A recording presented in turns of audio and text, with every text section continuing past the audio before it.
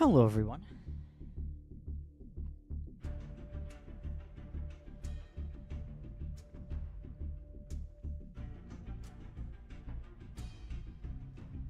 We are so back.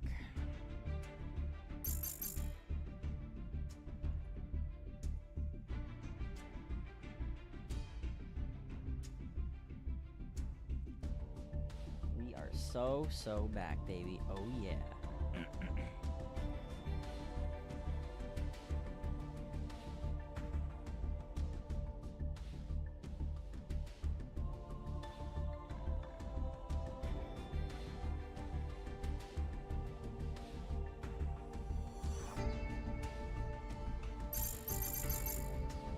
What do we got?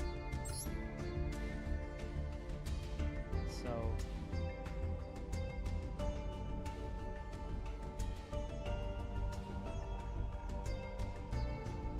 I will give you guys a brief update on how the results are looking here.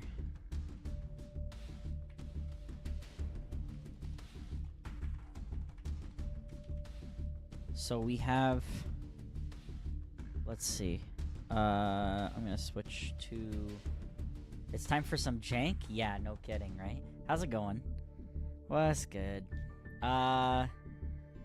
Okay, so I'll show you guys how it's been going. Webcam and Chrome, and I go like this, and then we go like this. Okay, there we go. So, right now, so today I had a couple dubskis and quite a few coin flip dubskis, so I'm assuming I'm about to get put through the friggin' ringer right now. I did a couple games today. I didn't do it on stream because it was too early in the day. I couldn't be bothered. I think it was like 2 o'clock, so most people were probably not around. This is our coin flip win-loss ratio, which has actually almost gone all the way back up to 1 after it was at like 0.72 at the lowest. And then game win-loss, we're still doing okay, but definitely a lot worse than we were. And these will not fluctuate nearly as much as they were earlier. But we'll see how it goes, because today we're gonna keep playing through the Duels Cup, and we're gonna see how far we can get here. I might as well do a couple of these, because that's what we're gonna be doing. Like that. And I'll go ahead and swap back to the game now, and we'll see how it goes. We will see how it goes. I'm not too sure how it's gonna go. My hands have been pretty okay today, or at least they were okay. They weren't like amazing or anything. Currently at 14 as of today. I had a war with blue eyes. I've never seen Synchro Zone ever be used outside of stun. Wait, they actually like used it for its intended purpose? Oh my god. That is a rarity. That's definitely very strange. Okay. Huh. That's pretty funny. Okay. Let's see what's going on. Oh wow, we actually won the first coin flip. So we're still on a roll with coin flips. That's crazy. Okay. Maybe Konami noticed that I was recording all of my coin flips. They saw my stream, bro. This is a decent hand too. Not bad. Let's see. Okay. Wow. Wow. Let's go this guy. Droll? If they droll, it's fine, because I'm glad I got Solfachord, if that's the case. It is droll. Okay. It's annoying, but it's not that bad. We can play through that. So, we could scale this plus the Coolia, and that would summon all of the guys that we have on screen right now, which is not too bad. I don't have Harmonia, so I'm not getting a lot out of this, but, okay. So let's do this, and then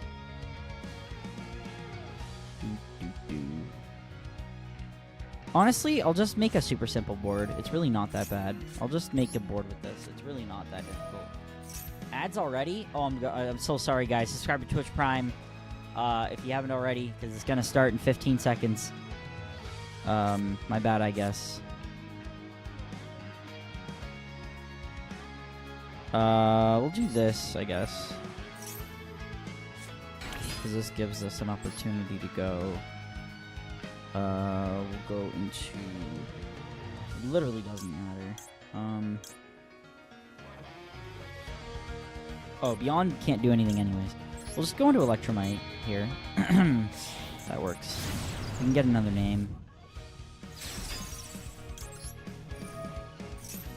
Effect, we'll put... let's put in the Promoa then. Right? Now, obviously, it is going to suck a little bit, because we're only going to get one friend out of this, but that's... Or two friends, really. But it's fine. Effect here. We'll go Pen Summon now.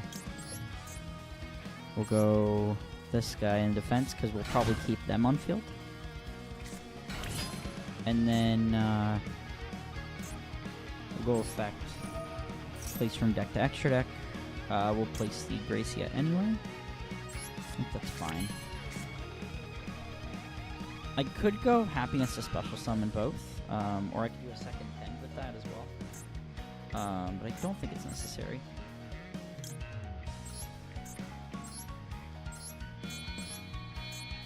How many monsters would I be able to summon for that? It would be... I would have 3 on board, which is not bad. Maybe I... I don't think it's worth it. Yeah, because the Promoa being level 1 sucks so much. I think this is good enough. I'm fine with that. I don't think they can play through this, right? Yeah, okay, that's what I thought. That's what I thought. Connection failed.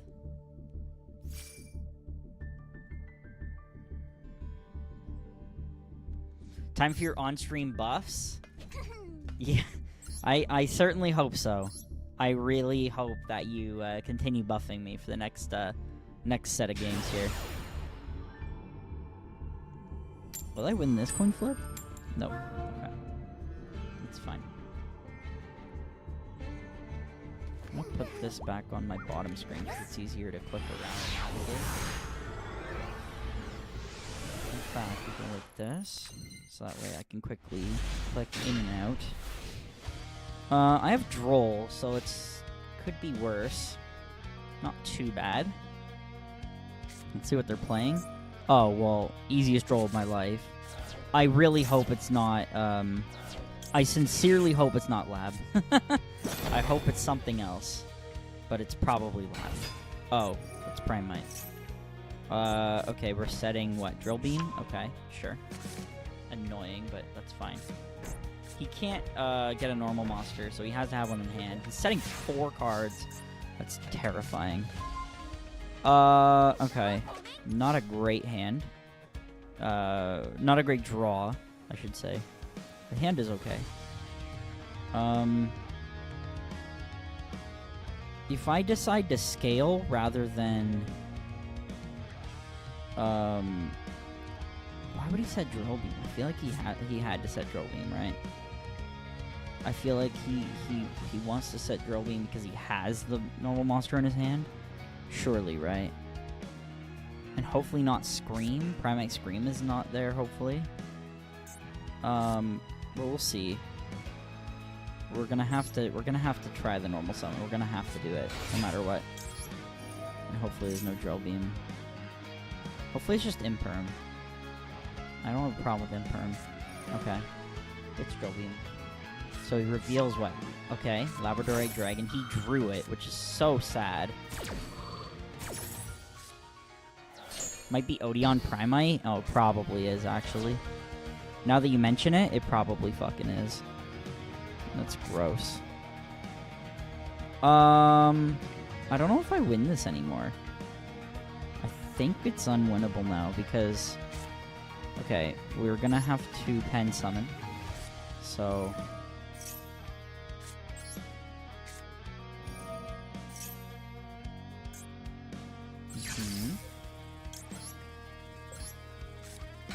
Okay.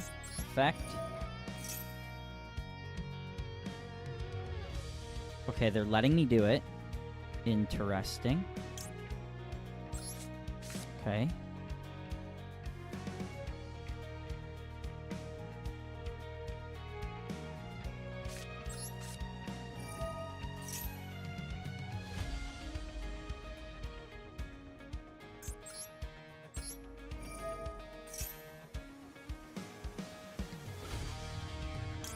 Okay.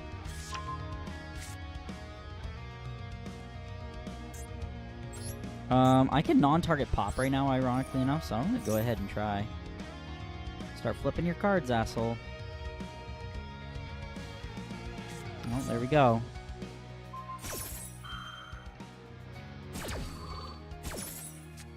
From my graveyard. Oh, shit. Yeah! Droll, let's go! Yeah! That's funny.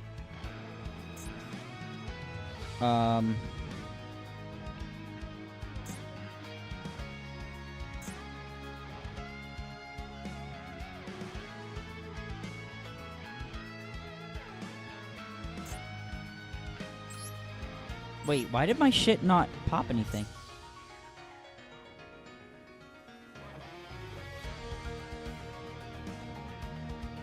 Oh, because I didn't have enough scales to resolve it.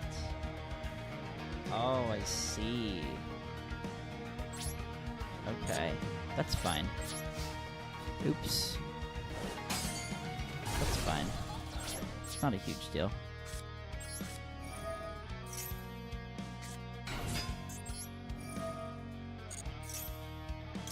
Okay. Alright, let's play the game now. So we want to go into Electromite here.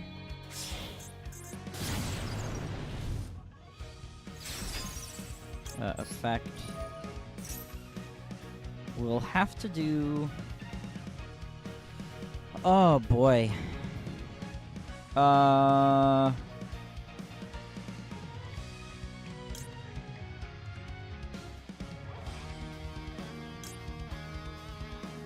Gracia, I guess.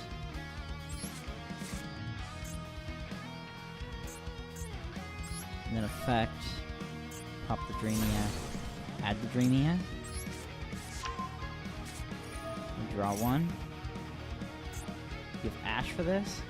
Give Purge. Okay. I don't really care, to be honest. Don't care. Oh, I do care. I lied. I very much care. Okay. Cool. Yeah, I care. Never mind. Yeah, so summoning Droll was a bad idea, by the way. That was a bad idea. I flubbed that. Well, whatever. Fucking stupid. Wait, I downgrade for that, by the way? What the fuck? I thought... Oh, I guess you can't downgrade, but, like, you know what I mean. I have to do 2 wins now to get to advance? That's so annoying. Did they open with every Dominus card? Everything except a thing, I guess. I don't think they can play, I don't think they can play the last Dominus card, because I think it says no Earth if they try to activate from hand.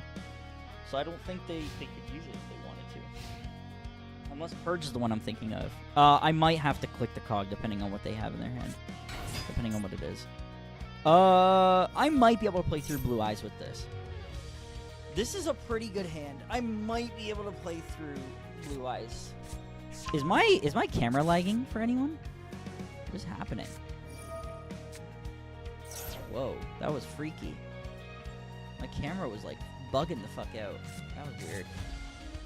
But I fixed it.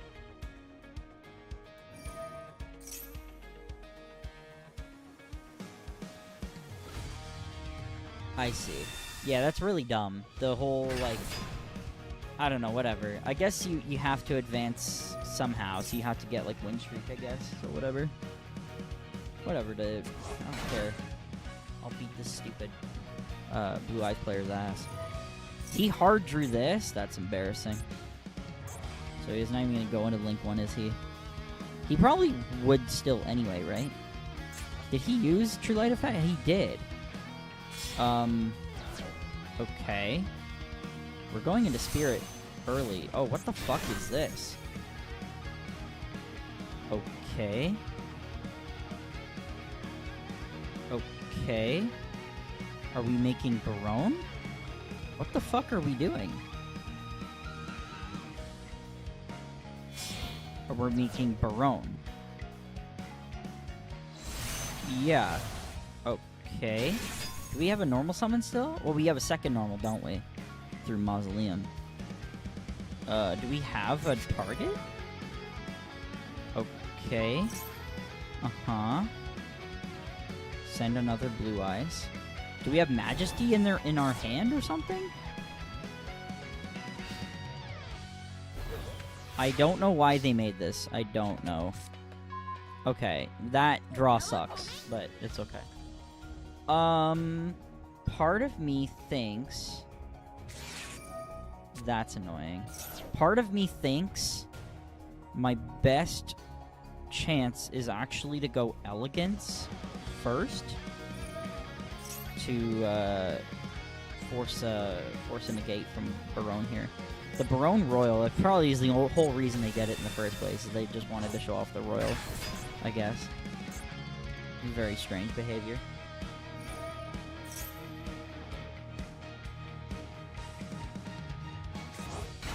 Okay, you summoned all your friends. Can I play now?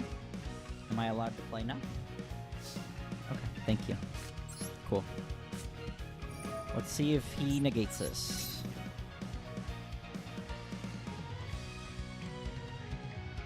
There we go. Perfect. Thank you. Thank you.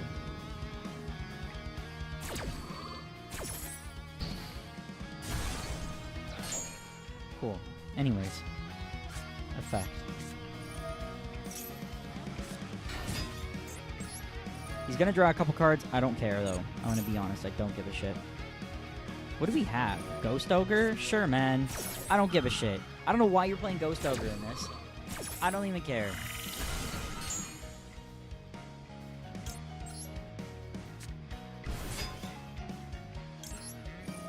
Search. Cool. We'll do Happiness. And then I'll also, since I noticed that you didn't have anything for this, I'll do this too. And I'll get Elegance again. Because guess what, idiot? You negated the activation, so I can do it again. Forehead. Good job. Cool. Anyways.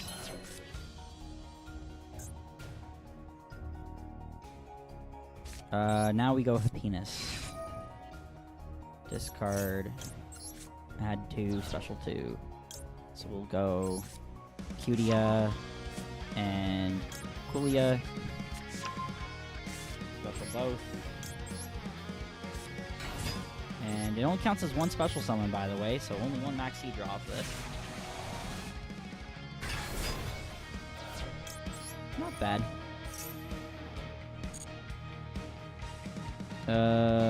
Literally doesn't matter. I'll do this.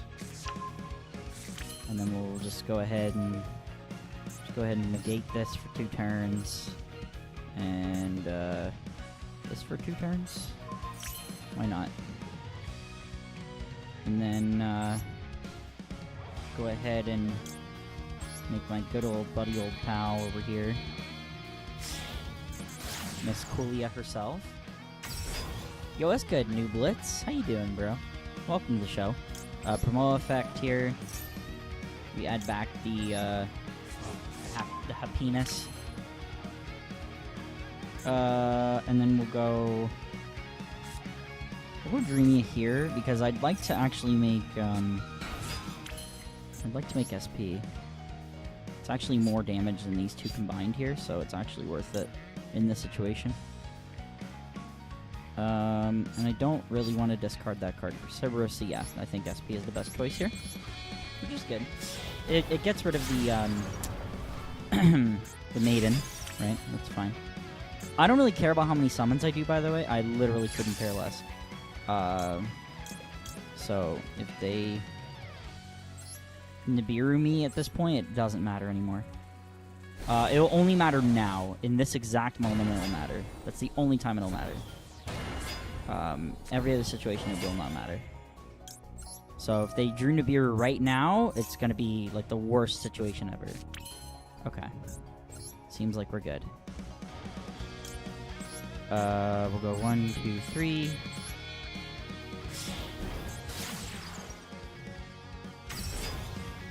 Effect. We'll add... It literally doesn't matter. We'll just go Beauty here. Scale this. Effect.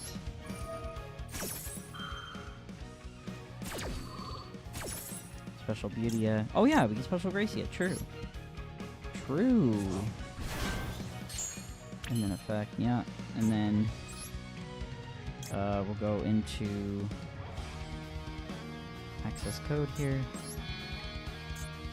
Oh, we don't even have that many. No, we don't have that much ammo actually yet, do we? I probably should have did a little bit more linking and let him draw a couple more cards. Oh well. I don't really care that much. Effect, target the Exceed. And now we can go Harpina second effect, Pen Summon again. Let him have a couple more draws for fun. We'll do 1, 2, and then 3. I want the Beauty on the field. I want the Beauty to be in the corner. Specifically. This, and then this. Effect, bounce. I'm playing a dangerous game there, in that situation, but it's worth it. Well, I could also do... Well, no, it's not very smart. Actually, I'm not getting a lot of damage out of that guy anyway. We could do 1, 2, 3, 4, 5. Get rid of the Barone that way. It's actually not a bad option. Yeah, that works, actually. 1, 2, 3, 4. Is this less damage? This is actually less damage. But either way, I need to get rid of them. So you know what? Yeah, we'll just do that. That's fine. 1. Oh, it doesn't matter actually. I just realized it doesn't matter. We'll just do we'll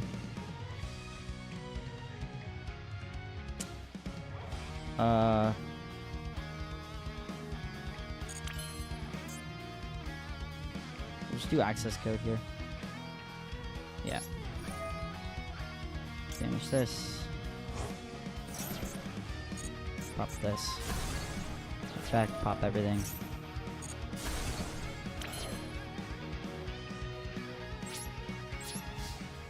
Okay, and they're dead. Yippee!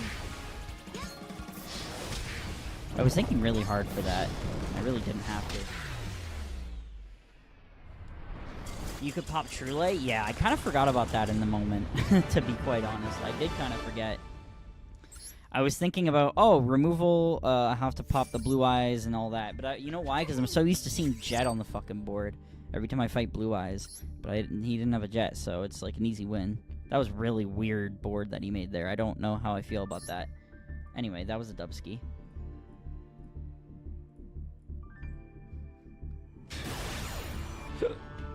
Okay. Coin flip? Nope. Damn it. Maybe I'll get Max C. I haven't seen Max C yet today. Yes. I think I've seen Full once or twice, but then I was going fucking first. So I would really like to see Max C. There we go. I just have to wish into existence. There we go. All good. Nice and easy. Don't set 5, please. Okay. That works. That's fine. Jet is kinda... kind of annoying and no sticky, and so sticky on the field to try to remove it. Yeah, it is very sticky. It took me a second to understand what you were trying to say. We'll do Fua. No response. Oh, they have a response. Fimina? Oh, man. Oh, dearie me. Oh, goodness, dearie me. Oh, how unfortunate. Oh, how unfortunate. Maximum vitamin C? So true. Oh, there's the Ash. That sucks. Oh, well. Honestly, I'm still getting the Fimina draw, or the Rahu draw, so it's fine. That's fine.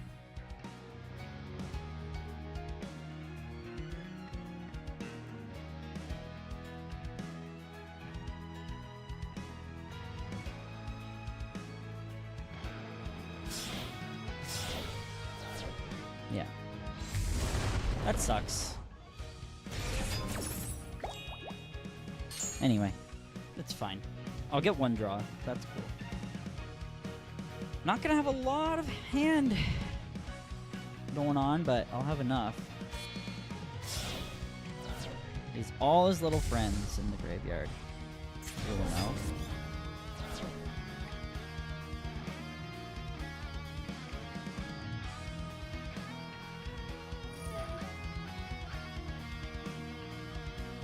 I did draw Elegance. That's pretty great. Drawing Elegance is pretty good. We're targeting Ash with Arthalion. We're not even targeting Dymina. Is that because of Urgula being in the grave? Is that why? Or... Jesus fucking Christ. Set 4. Good lord.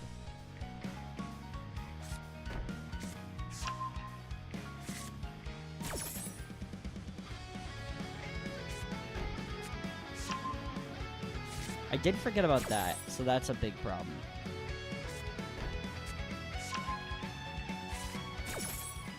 Dracotail Flame kind of cooks me, to be honest. I did forget about that. Set all 4, and then add Ass Blaster. Ketu. Are we adding another Fimina? Because we can't. Oh, Malulu? Okay. Well, I guess we could Fimina, technically, here.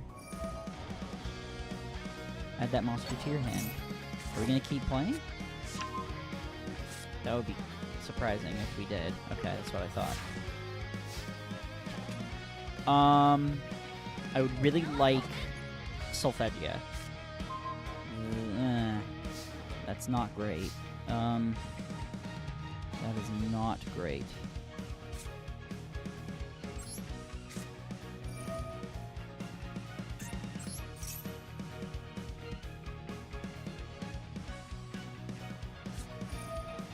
Flame. That's all I know how to fucking do is activate Flame.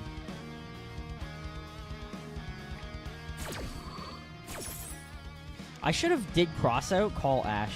That actually might have been the play. To try to force them to flame it. But that's fine. Do this effect.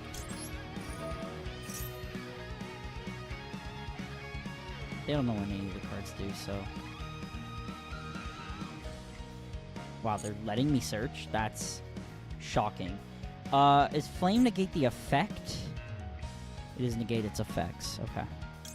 So we'll have to go with Happiness here. It's fine. Okay, Happiness. I'm pretty sure they have Fimina in hand, right? Yes, they do. They do.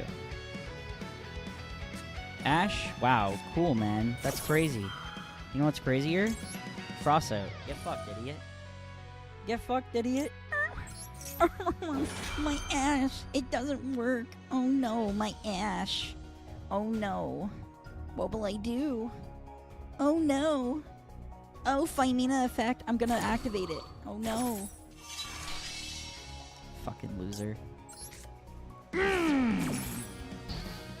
Eat that shit, bitch. Give me my fucking cards. Alright, Cutia, Coolia. Coolia will definitely trigger a response. Actually, I could do Beautia here. And that would really trigger a response, because then...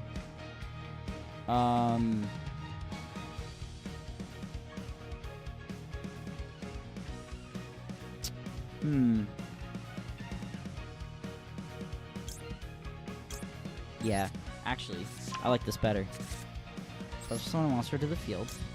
1. 2. And, 3! And I'm gonna have to force him to Gulamel it instead of, bounce it. So, Chain Link 1. Chain Link 2. And what response do you have, sir?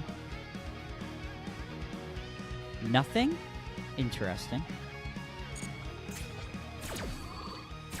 I'm waiting for that. I'm gonna wait for that Phymina. I'm gonna chain the Beautia. So no matter what, he is gonna get cooked here. Let's go with Solfachord here. And the Gracia is gonna get us a Harmonia. This is gonna be really complicated now. We're gonna do our best. So we're gonna go... We'll start with Electromite here. Actually, the problem is that no matter what I'm gonna do... So I'm gonna have to scale this right away. Because I'm just gonna go straight into the Link 3, and then I'm gonna have an Omni Negate. I don't know if they know, but we're gonna find out if they do. I feel like they don't know anything.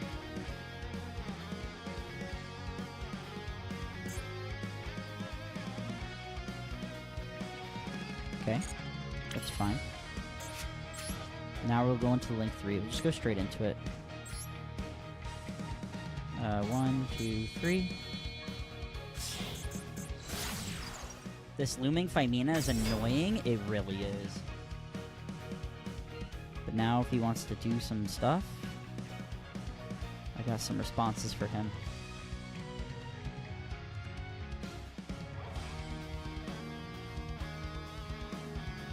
He's gonna have to use all of his cards if he wants to get this pop off on the Gulamel. I will have multiple responses here.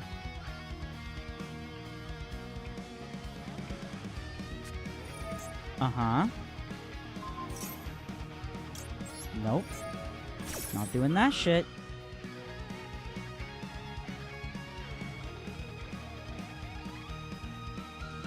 If he doesn't chain Phymina here, he's crazy. That's crazy work. It's gonna be Phymina here. I knew it. Like, there's no way it's not Phymina here. Not that it matters at all. Now we go with this. Banish Gulamel when it leaves the field, so it can't come back. He's gonna go Sting, because he really wants this Gulamel. He wants this Gulamel so fucking bad. And it's so funny. Because it's not gonna happen. What are we targeting, Okay. That's fine. I can negate it. Which sucks. Because then the other thing's not gonna resolve, but it's fine.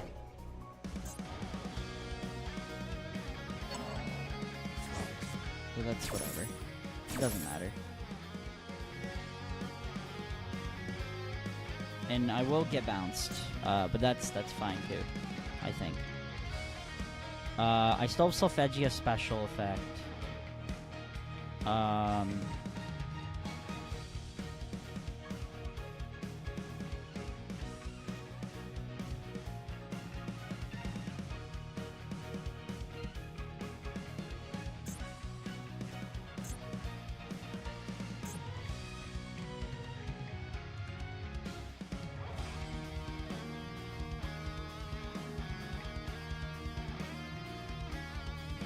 He's really thinking about this.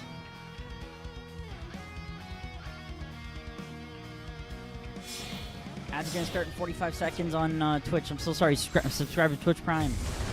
You get cool emotes and shit, and you also skip the ads. Okay, I'm gonna get bounced. That's fine. A second Arthalion now. We used 2 cards for it.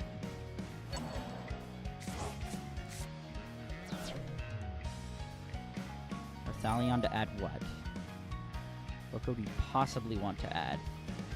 Are we gonna bounce my guy? Because that doesn't matter anymore. Have all my friends been used up? This was used, this was used, this was used.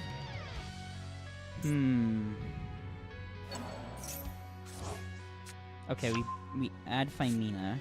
Sure. Okay, Harmonia now. Let's try to play the game now. Effect, add. Here we will add... We don't have our normal summon. We add Solfachord. Effect to special itself.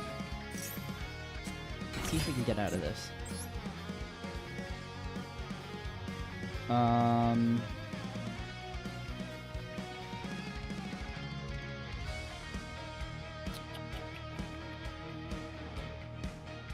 What does Electromite get me here? Electromite gets me, places a guy, I can pop and then add it.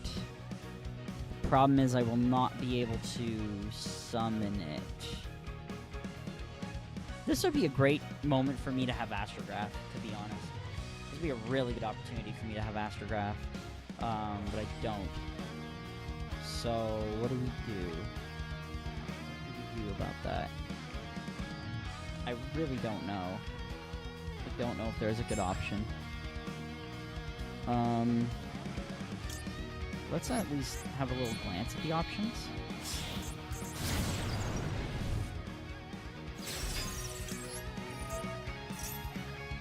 So... because yeah, Dreamia doesn't do anything here. Yeah. He did kind of cook me here. I think I lose. Which sucks. But it's okay.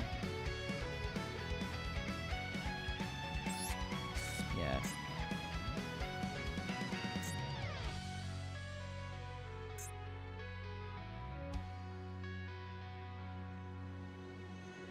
Yeah, it's okay. I lose here. That's okay. It was worth a shot. They're here to bodyguard and hurt you? Yeah. The Dragon Bouncers. They are really thinking so hard about fusion summoning Arthalion. He's really thinking outside the box here, people. I know, right? It's literally the same combo every fucking time.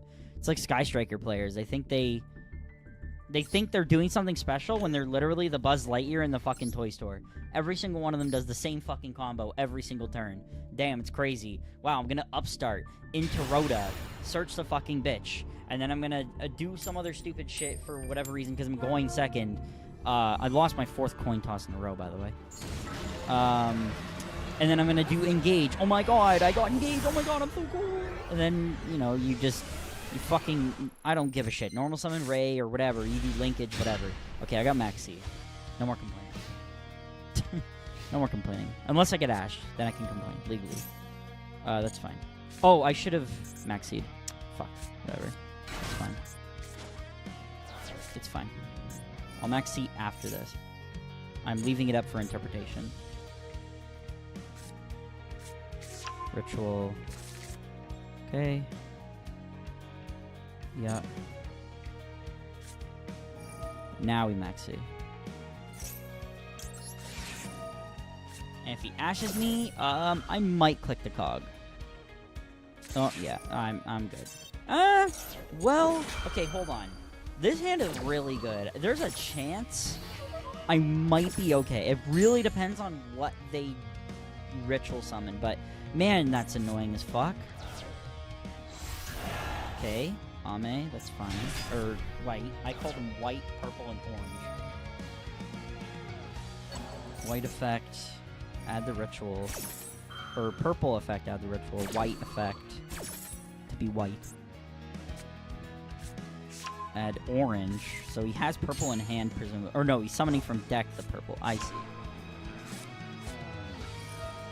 Talents? Cool, man. Yeah, I'm good. I'm not doing this anymore. I'm not entertaining that. What the fuck, man? Jesus Christ. I get max C twice, and both times I'm getting ashed on it. Fuck off. Fuck off, man. Activating Habakiri alone would make my ribs recede into my colon? Yeah, pretty much. That's how I feel right now. I'm really annoyed. At least I got the coin flip. Can I please have a good hand alongside that, please? Can I not just draw, like, stupid, dumbass cards? Can you please connect me to the opponent, too? Thank you. Dude, this hand is ass again. Dude, every time I'm going first. I'm getting some shit hands, bro. Don't fucking maxi me, dude. I swear to God, I'm gonna fucking lose my shit.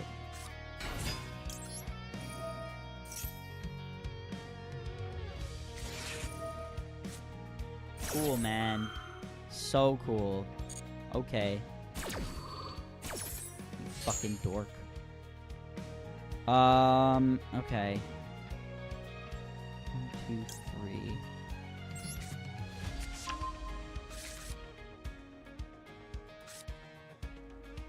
Summon that. Link to into Electromite, scale the other one, pop it. That's the least amount of summons I can possibly think of. This should work.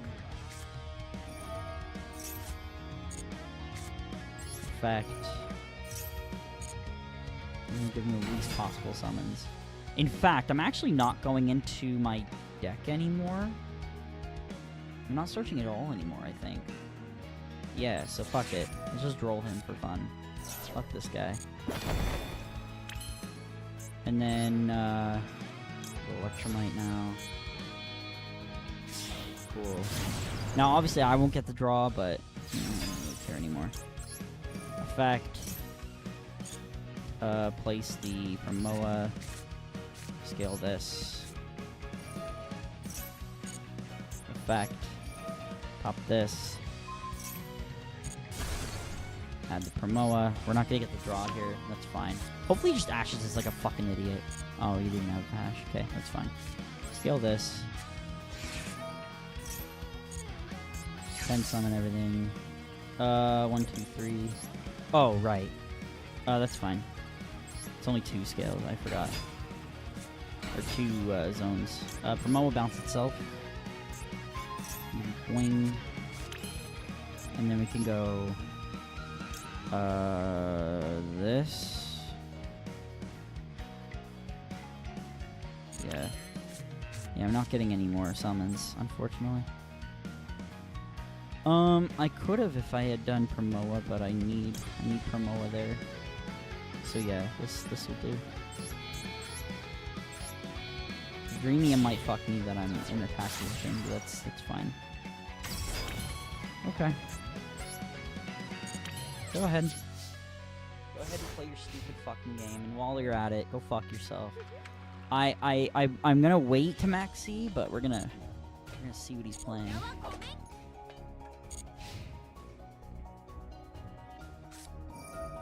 Cool. That's fine.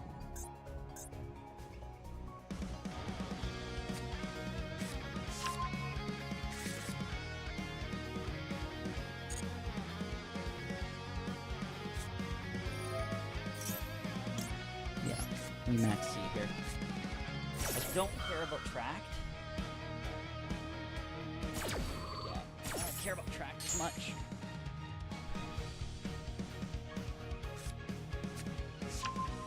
Add Lacrima?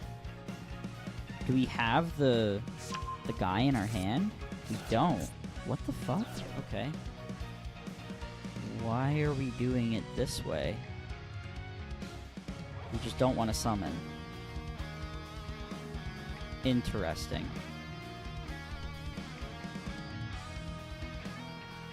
Yeah, you think about it now, buddy. Ew, it's Mitsurugi. Gross. Are we trading from hand?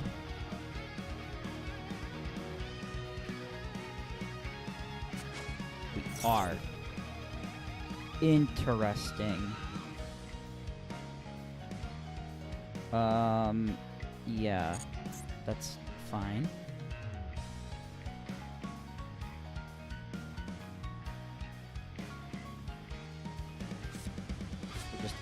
we're not going to special. Okay. Remind me, what does he search? He searches a spell or trap. I see.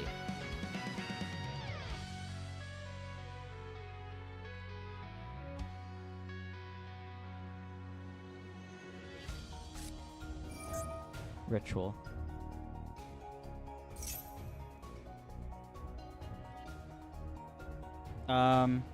We're doing it from deck? Yeah, no, we can't do that. Can't be doing that.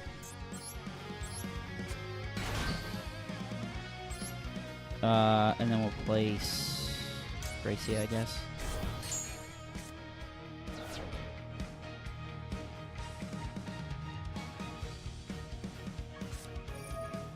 And he has a Habakiri, fucking dickhead. Fiendsmith Mitsu. Actually, that's nasty. I'm no school administrator, but there's an extension program going on in my trousers.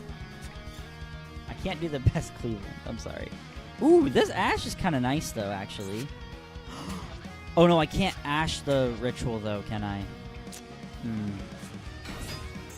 How disappointing.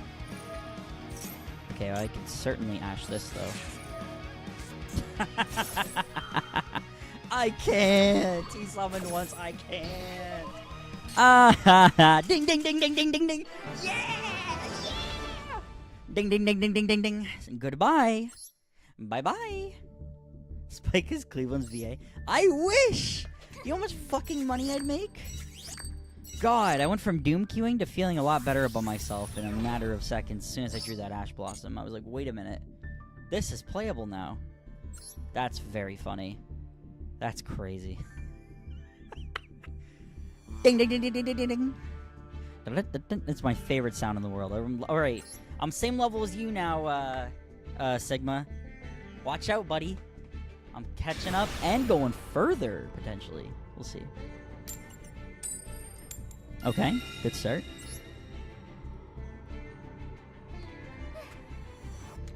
They gotta stop giving me opponents that want to ult F4 the moment they see the coin flip, by the way. They've been doing a lot of that, it's really annoying. And mobile players. So I'm like sitting here watching a 20-minute fucking combo, and it's taking them like 60 hours. This hand is just bad. Flat out. Okay, that doesn't matter. That's fine. Actually, it really doesn't matter in this specific hand. He'll draw one, I guess. But it really doesn't matter. Do this.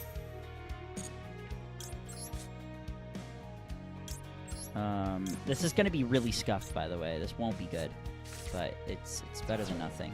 Imagine Mosh's Peter Griffin. No fucking shot. I'd be a mean Joe Swanson. You would think that, but to be honest with you, my Joe doesn't go crazy like that.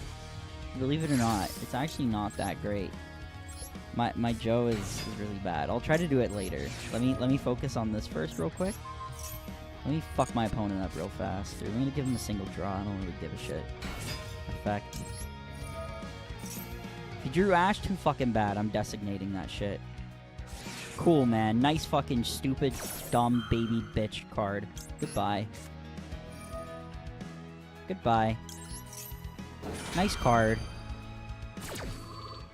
Bye-bye.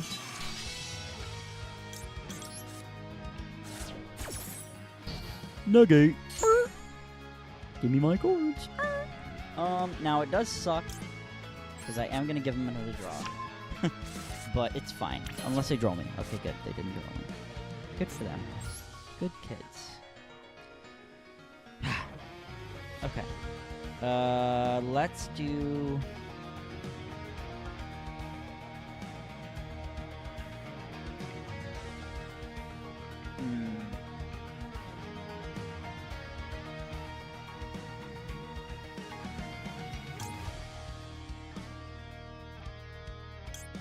Wait.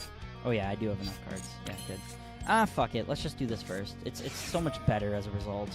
I will give them an extra draw here, but it's not a big deal. I don't really care. 1 and 2. Have I used my normal? Yes, I have.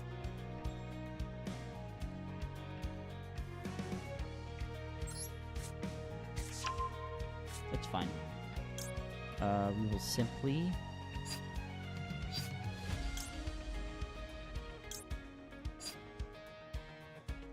let me just think. What's the best course of action here?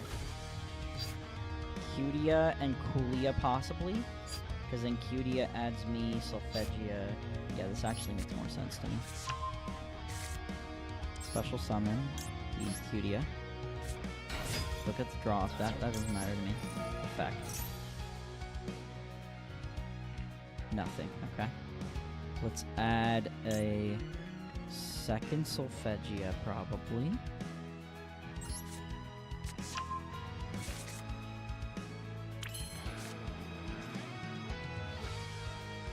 Solfegia now. Maxi? No Maxi. What do we have? I'm very intrigued.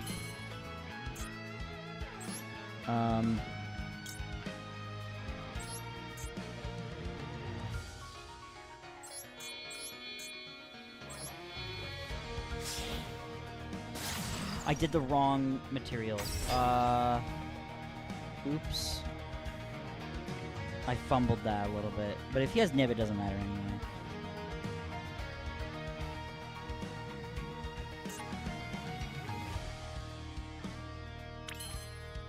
Okay.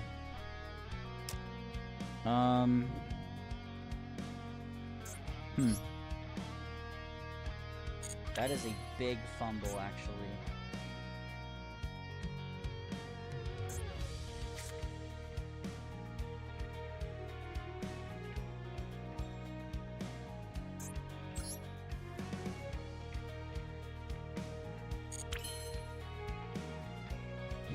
I could do a very good Consuela, actually. I could do a really good Consuela.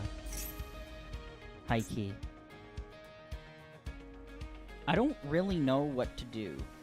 Like, I'm a little bit stuck. So we're just gonna go ahead and thrust here.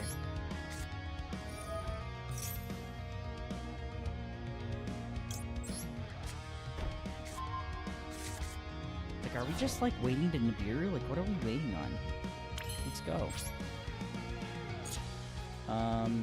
I might as well do this.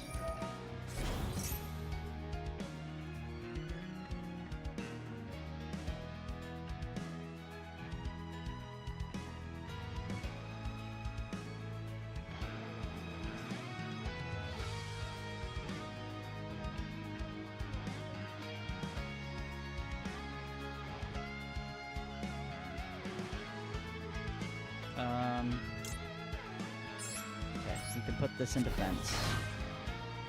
So now we have some protection there. Pass. Phimina effect. Yeah, we have to negate that, right? We absolutely have to. Under any and all circumstances. There's no way you drew Impulse, right?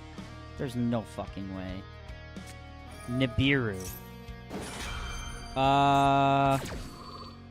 Okay, that's annoying. Yeah, that's game over.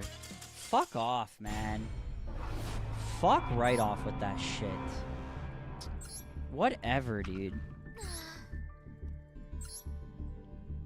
Whatever. Nice turn 0. Fuck off. Oh, whatever. I knew he had Nib. I'm not fucking stupid. Like, but the Phimina made me think it was maybe not Nibiru. It was maybe Phimina. That's so annoying, dude. Dude, this hand is ass for going second. Do I even bother? Do I just instantly click off? This isn't even worth trying. Fuck this. Yeah, I'm not wasting my time. Fuck that. I'll get a different game. I'm still counting it in the records, though. I'm not wasting my time on that shit. I'm good.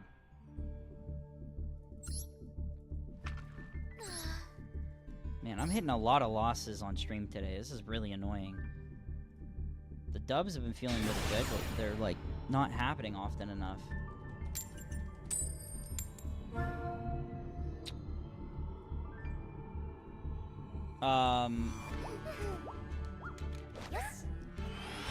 Yeah, Joe Swanson would be awful. I'm just like, I don't even know what he normally says. I'm trying to think of like a line from him.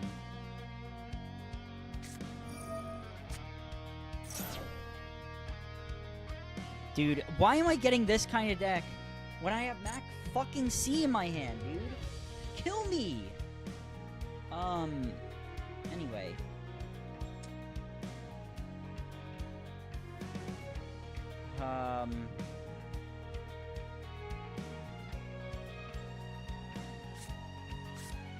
I can't think of a Joe Swanson quote to save my life. Joe Swanson quotes.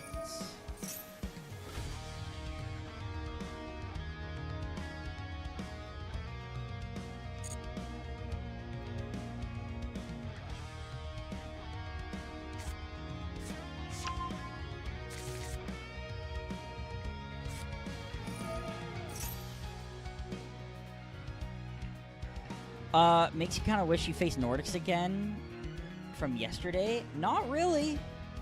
They fucking lava boned my ass. That was kind of annoying.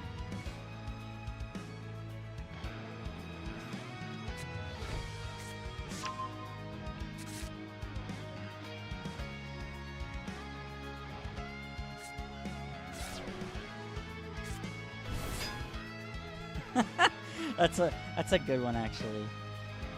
Oh, I wasn't paying attention. During the main phase, I had whatever.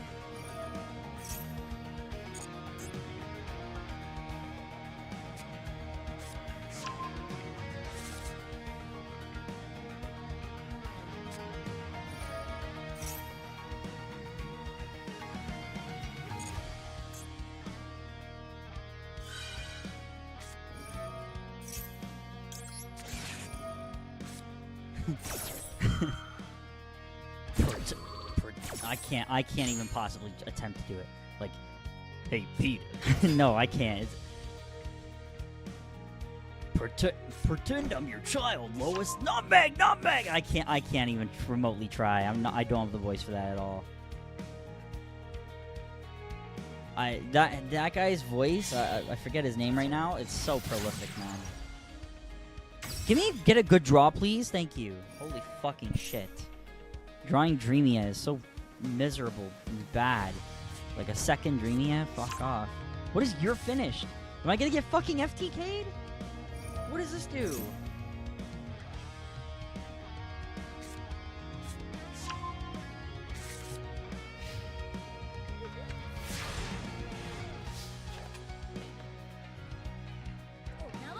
This is just Raigeki? This is wipe everything. Well, that solves the fucking problem. Cool. See ya. I know he has another set. And I know it's the guy, the gate guy, but yeah. It doesn't matter.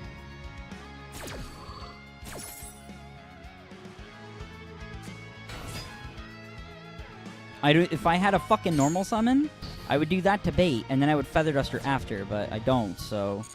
It's so fucking annoying. Whatever. Stupid cards. Well, won't matter if you have Ash, so... What is this again? This is... Oh my god, this is fucking macro. Suck my balls, dude. Oh my god. Go fuck yourself.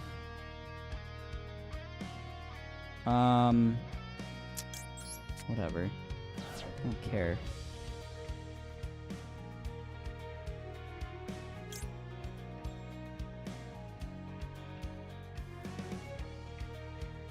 This is fucking ridiculous, dude.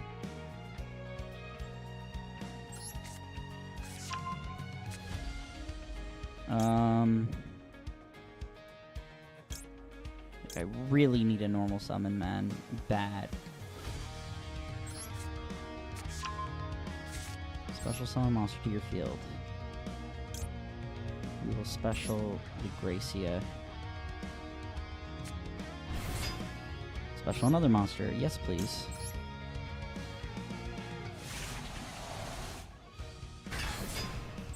Special another monster. Yes, please. And not special this. Chain link 1, chain link 2.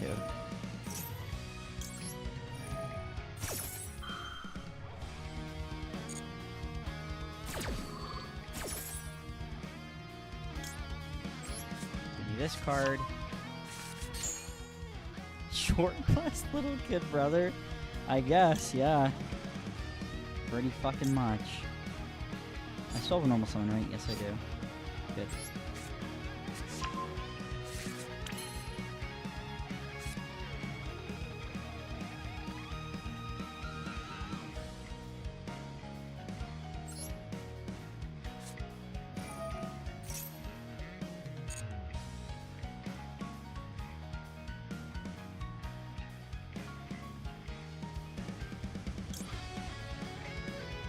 We'll take the talents here. No, don't set it.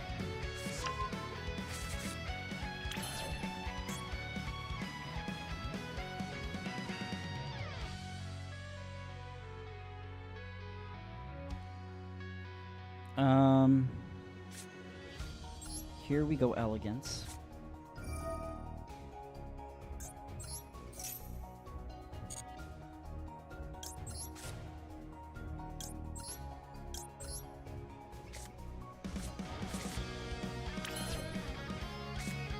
And we'll go talents, take the rabbit.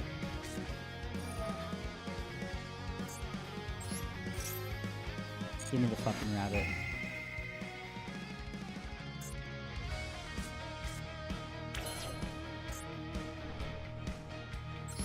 One more thing. Negate this piece of shit. And we'll negate this piece of shit too.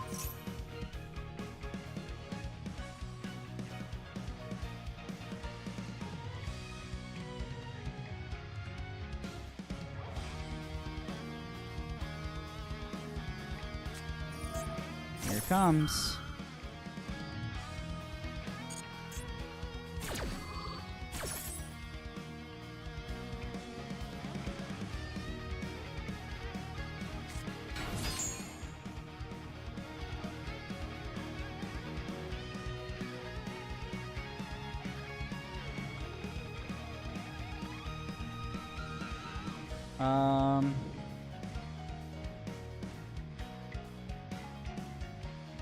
No.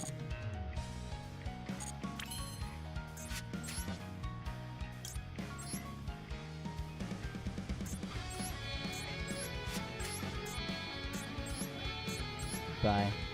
Stupid card out of here. Cool. Anyways.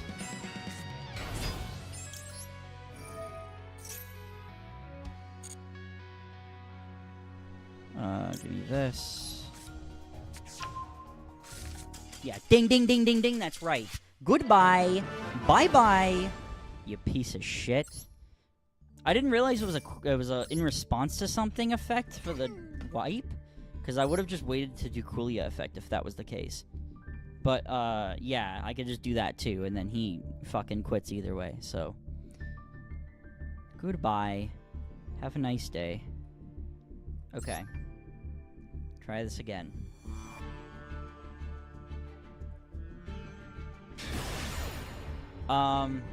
Okay, now I could do Consuela if you want. Haven't done it in a long time. No, no. I need more lemon blanche. No, no. I need Maxi. Oh no. I only got Ash Blossom. Oh no. What the fuck, man? Dude, come on! Come on! Dude, I feel like it's been like 4 games tonight. Fuck off. Get out of here. Stop. Stop playing. Dude. Oh my god. I don't want to entertain this. I'm good. Fuck this, dude.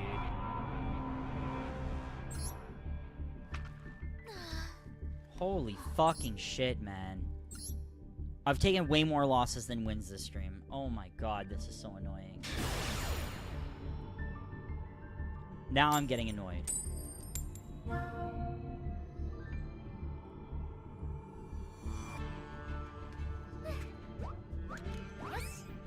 Those cards are gonna get fucking hit. Watch how fast that shit gets hit on the fucking thing.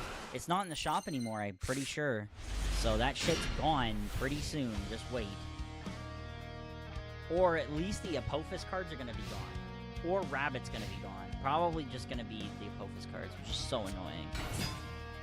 What are we talking about? Alright, cool it is, man. Go ahead and play your stupid plants. Don't care.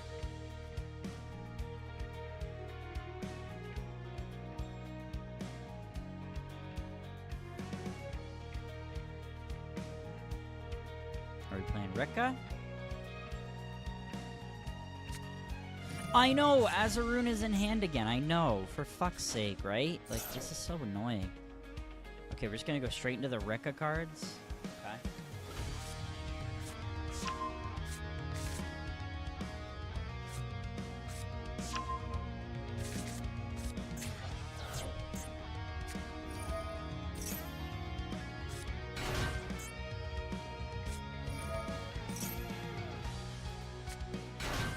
What are we doing? What are we making with these two? I know you're not passing. That's what I thought. Are we gonna make the stupid, Rafflesia? Oh no. Strena, okay. Dude, that does... Well, it kinda does something. It doesn't really do that much for me. Turn a plant monster like I neither graveyard has in your hand. Wait, what? Oh, card. Okay. Glamour. Pass. Okay.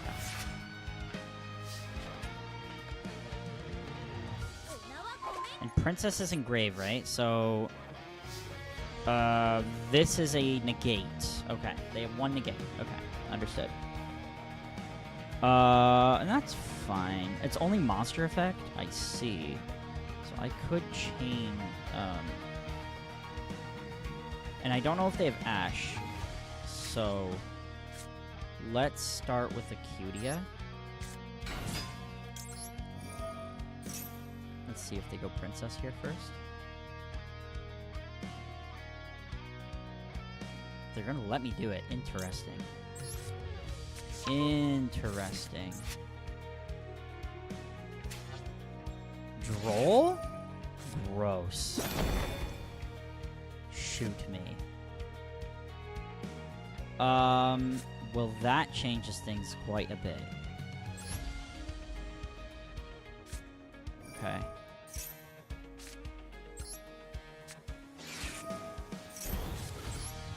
Effect. Special both.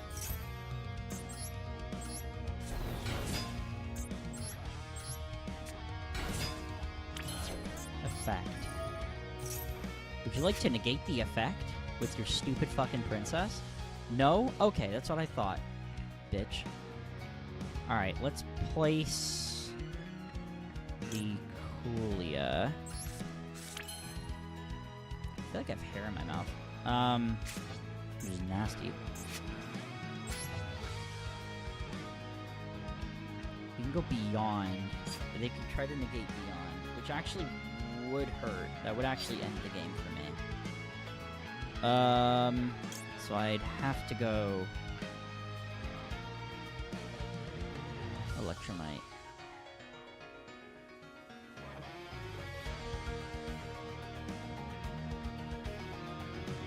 Would it end the game for me? I guess it wouldn't, technically.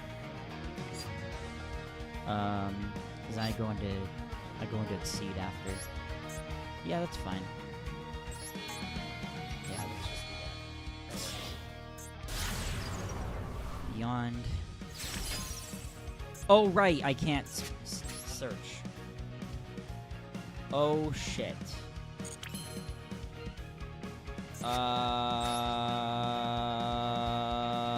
I just made this way worse for me. Oh, fuck.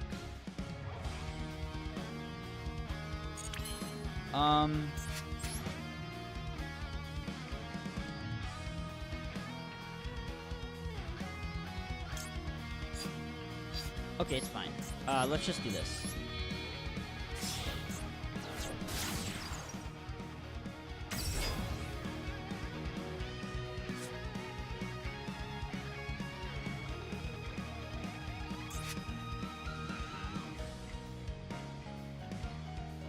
Yeah.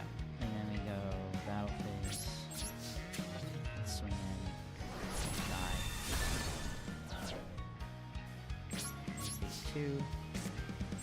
Fail this. Set this. Go ahead. You're not playing with that. As far as I can tell.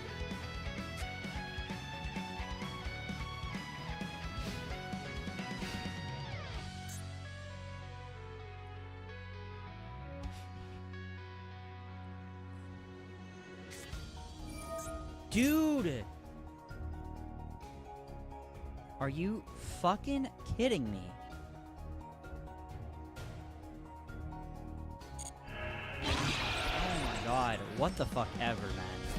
I still have two negates. I don't give a shit. Dude.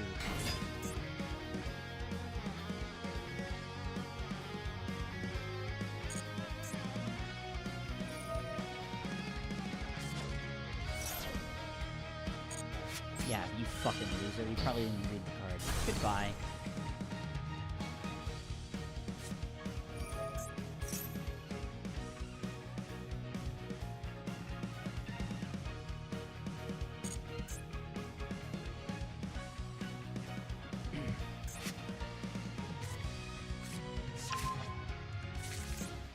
Add princess.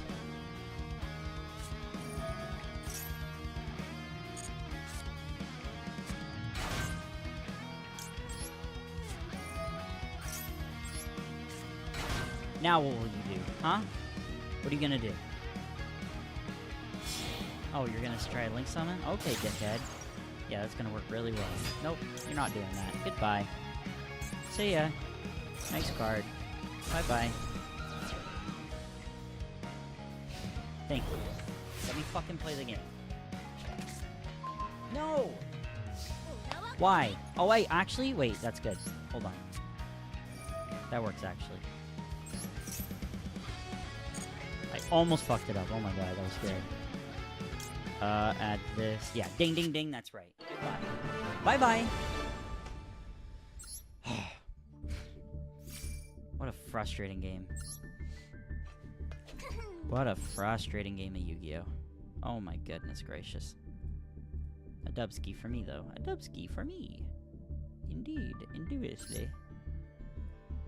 One dubski, please. See how it goes. I'd like to get to 15. That would be nice. I'd like to win a coin flip. That would be nice, too. I had 4 coin flip losses in a row, then I had 2 dubs, then I had 5 in a row after that. Like, Jesus Christ. Can you not see it? I'm gonna do this. Can I please have Maxi? Please, please, please, please, please. Please, please, please, please, please, please, please, please, please. Thank you.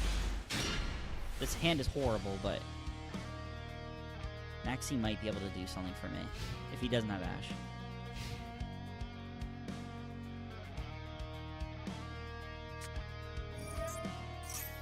Cool. Right off the rip. It's Sky Striker though, which is annoying. Dude, stop. What are we talking about? Actually, wait.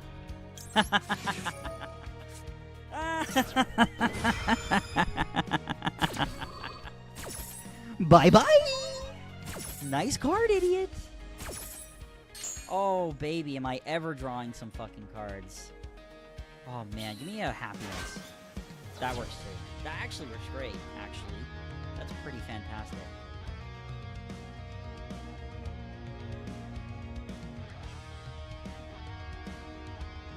Damn, I haven't seen Gamma in so long, I forgot you can Ash that shit.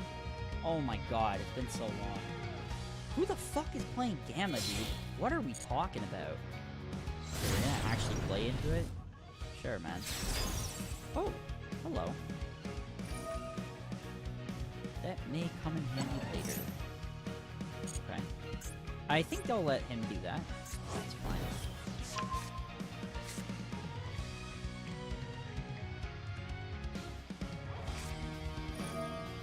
Okay. It's fine. Okay. Excellent. Excellent draw. Fantastic draw, I would say.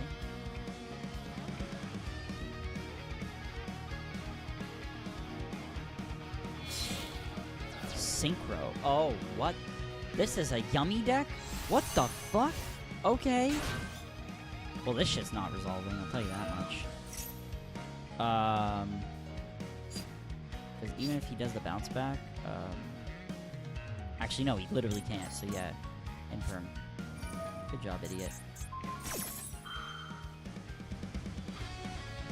You ain't got no yummy monsters in your graveyard. You are cooked. You are cooked, my friend. Gamma is ancient since Step 1. No kidding. That shit has not been at 3 for like a billion fucking years. I don't think it was ever at 3 in Master Duel. It was at 2 the entire time, I think. Is this a pass? Are we hitting a pass? Oh, please give me the hot pass. I would be so down with a nice little passkey.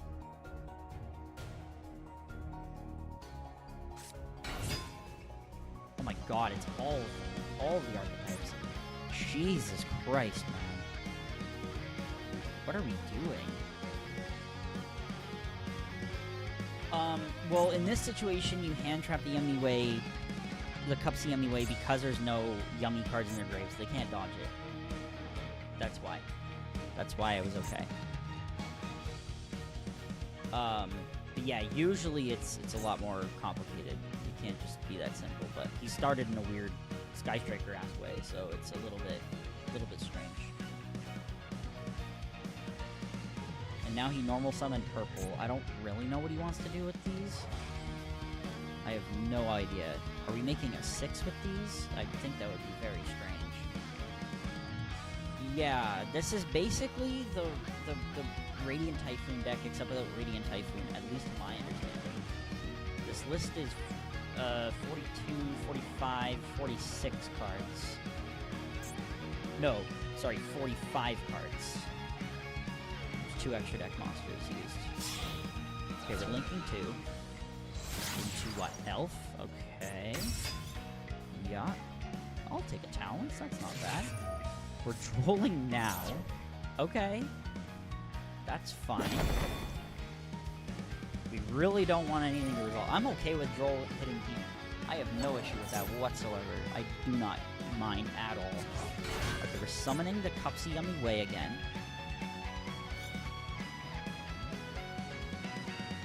Are we gonna go into the Link 1 with this guy? Or just passing? Okay. I don't really understand why that Azurin fucked off with that. Okay, let's just do our thing. Let's just do it. Effect. No. We'll special the Gracie off of that. Effect. We add the. We want the Elegance here. Because if he drills me again, so yeah, normal summon effect. Making happiness here. Game is over. I know he hasn't read these cards. The game is instantly over. Put this here. 1 and 2. Buckle my shoe.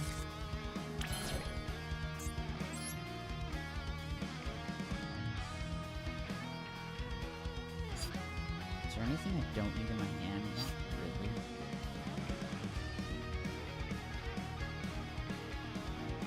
He has nothing else to protect. So, yeah, fuck it. I'll just go all the way with the combo. Doesn't really matter.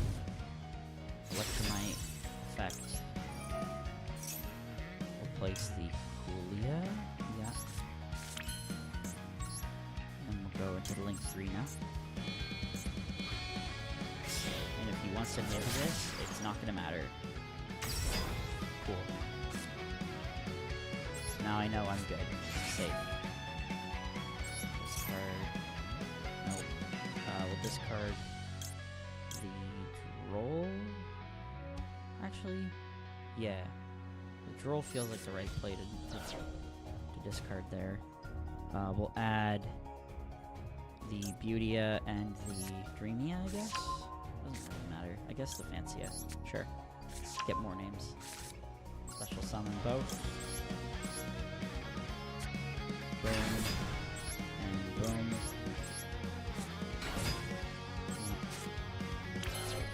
Effect. We'll place the Dreamia. We'll do Beautia. We'll banish the Elf Noise Field. It literally doesn't matter. Who cares?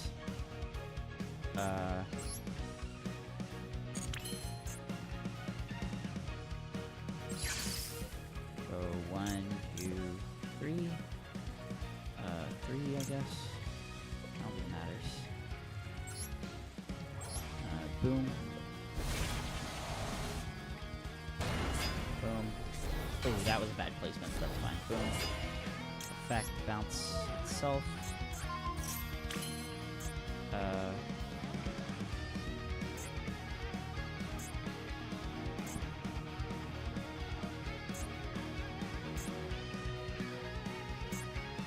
If for whatever reason this matters, let's negate this. Doesn't matter, I think. And then we'll go 2. We'll go 1 and 2. Boom. Onto this. No effect. It doesn't look like Gould St. Gauntlet. Yeah, I decided to just not go. I didn't feel like going after a while, but that's okay. How you doing, Andrew? Welcome. Welcome to the show, my friend.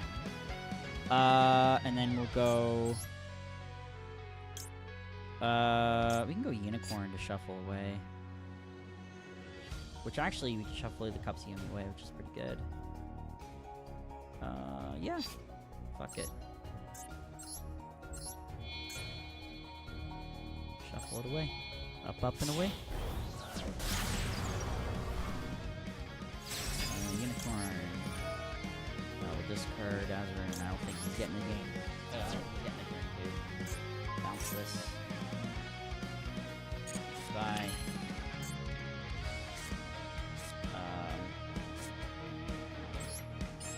Scale this.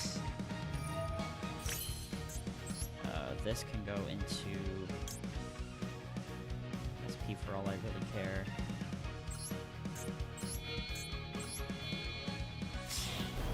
I'm just DMing him at this point.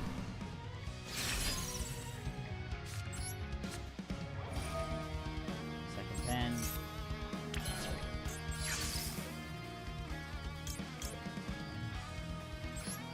Cool. Boom.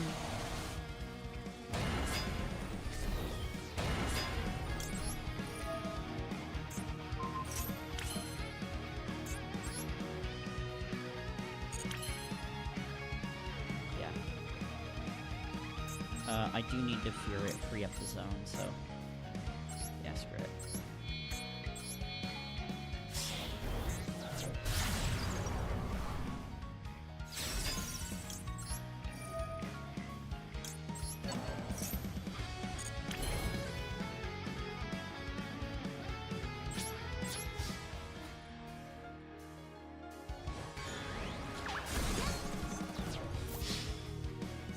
What do you got for me, huh? What? Cool, man. Amazing. Fuck it. Ash's ass. I don't give a shit. Would you like to do it again? Gamma? Sure, man. Sure, dog. I don't care anymore.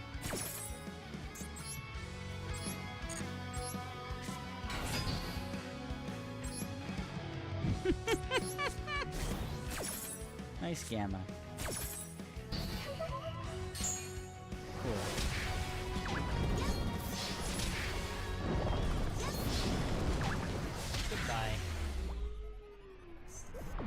thought they were gonna use Battle Fader. Even if they did, I could do that too. I don't give a shit. That's funny as hell. Well, the Gamma actually would have been pretty good there. A little scary, so. But yeah, Fua doesn't matter. Fua doesn't matter at all.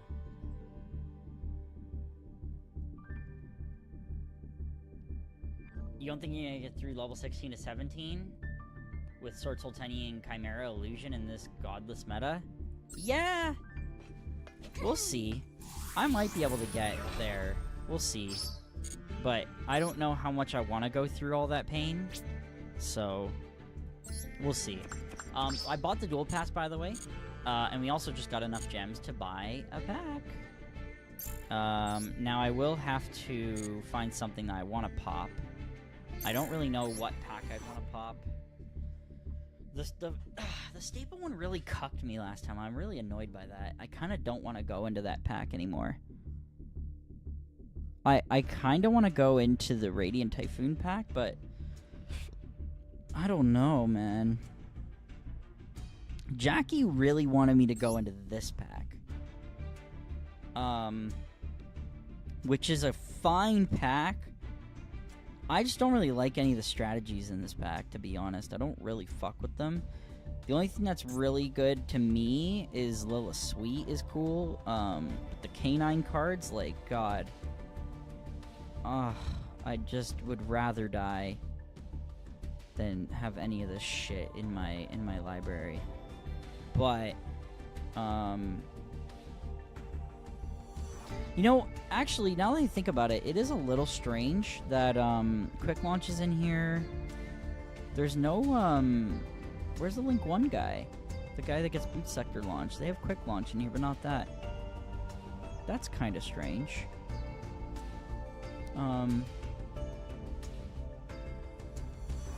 Do I pop this pack?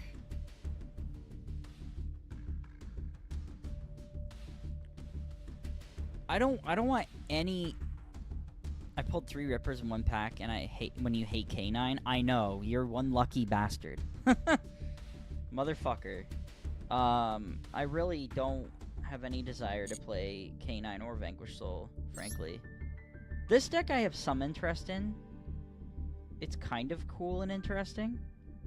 So, like, I guess I could pop it. Not Doomsy. These guys are kind of interesting. How many URs? It's actually... Well, no, it's... no, well... It is kind of a lot.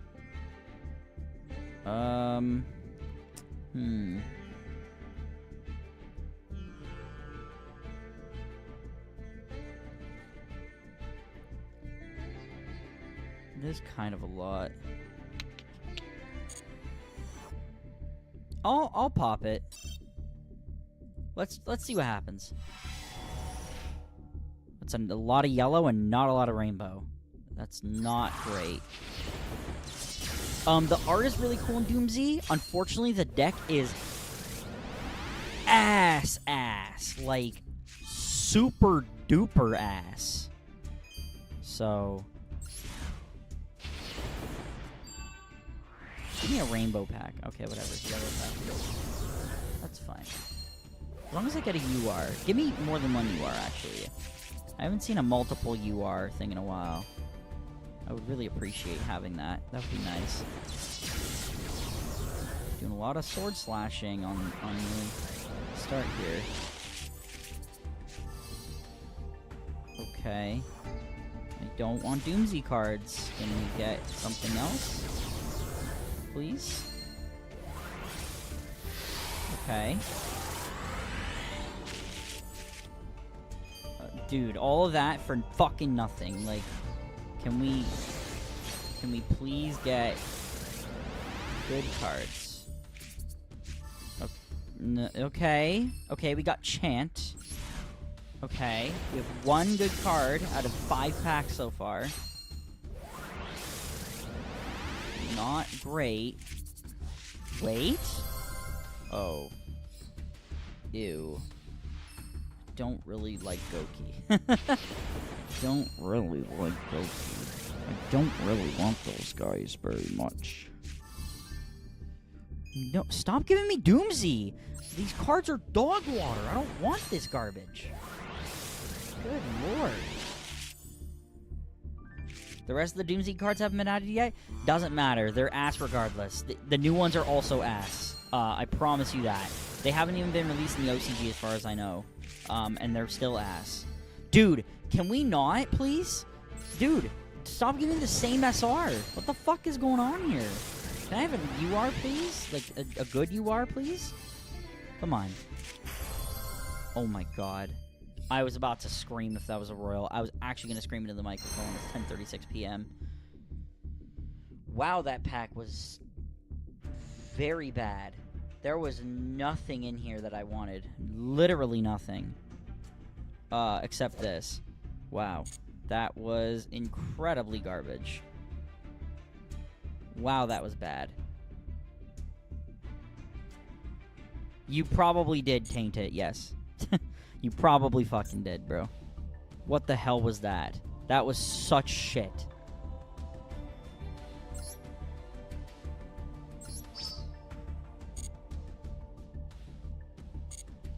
Yeah, the rank 8 is cool, but it's bad. It's dog shit. I don't want that extra garbage in this fucking... in this game, dude.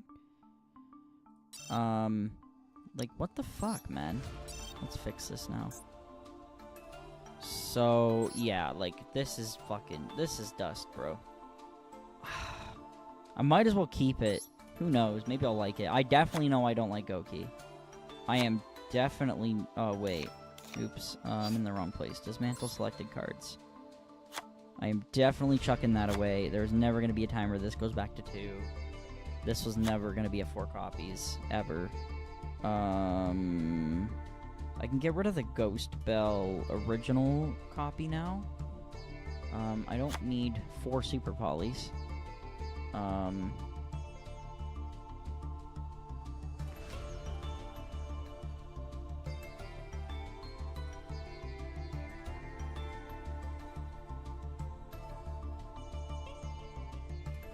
So even the unreleased Doomsday cards are ass? Yeah, they're all garbage.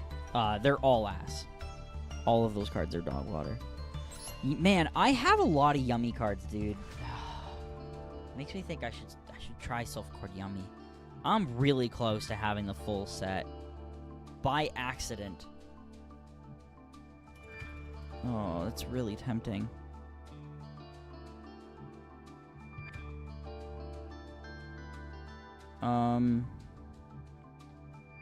The rest of us have gone through like 100 times.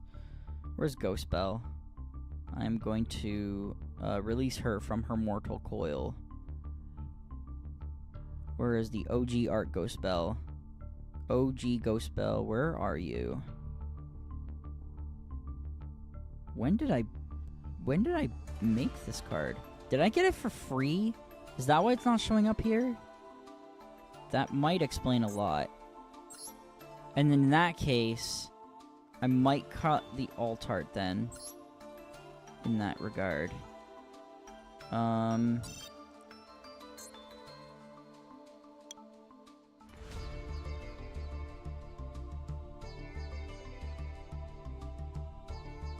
That's why. Yeah, I'll just dismantle one of the alt arts then. I don't need 3 of them.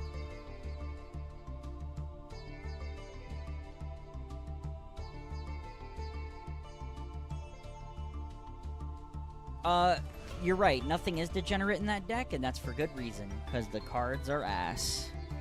I have so many alt arts of cards I like, but the decks they are in are so ass. Like, I'd love to use my Black Rose alt in the Black Rose deck, but it's fucking ass when I tried it out. Yeah, I mean... Black Rose just kind of sucks. The new cards are a little bit better, though. The new cards are technically better than Doomsday, if that's the bar you want to raise up to, or reach rather. Do I need 2 Cyberjar? No, I don't. Oh, I can't dismantle him anyway.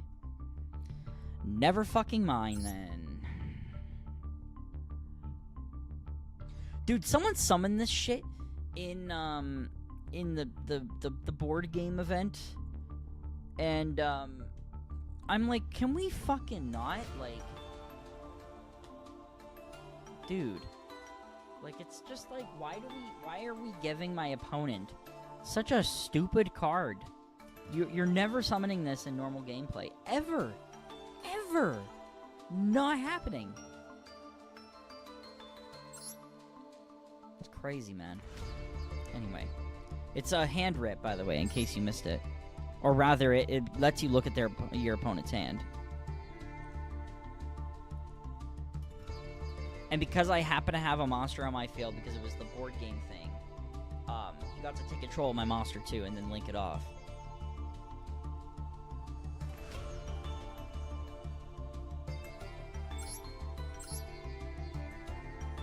Right, so, can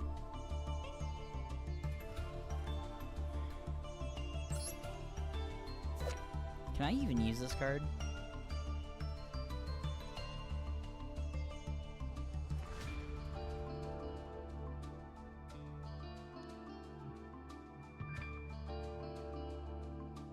I could probably use that stupid Diabell Star deck where they use reasoning.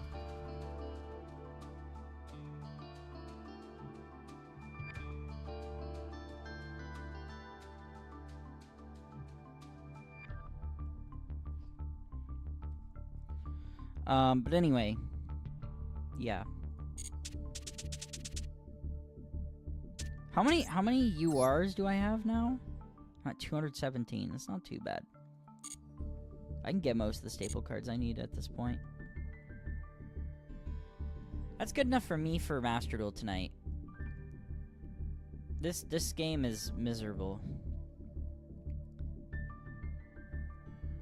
Just sad.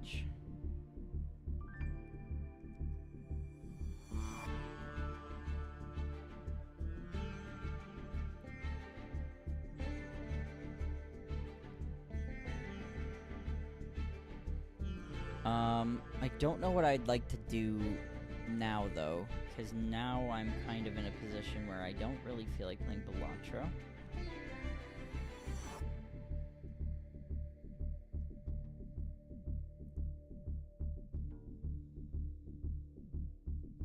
I could go back on the Bonk. I haven't played the Bonk in a while. Big Bonk. Or Oaken Tower. Or Viewfinder. I still haven't played Viewfinder yet. I think what would be really good for us is to do a YouTube react. But I'd have to find something. What's in my watch later? I got a lot of stuff in the watch later.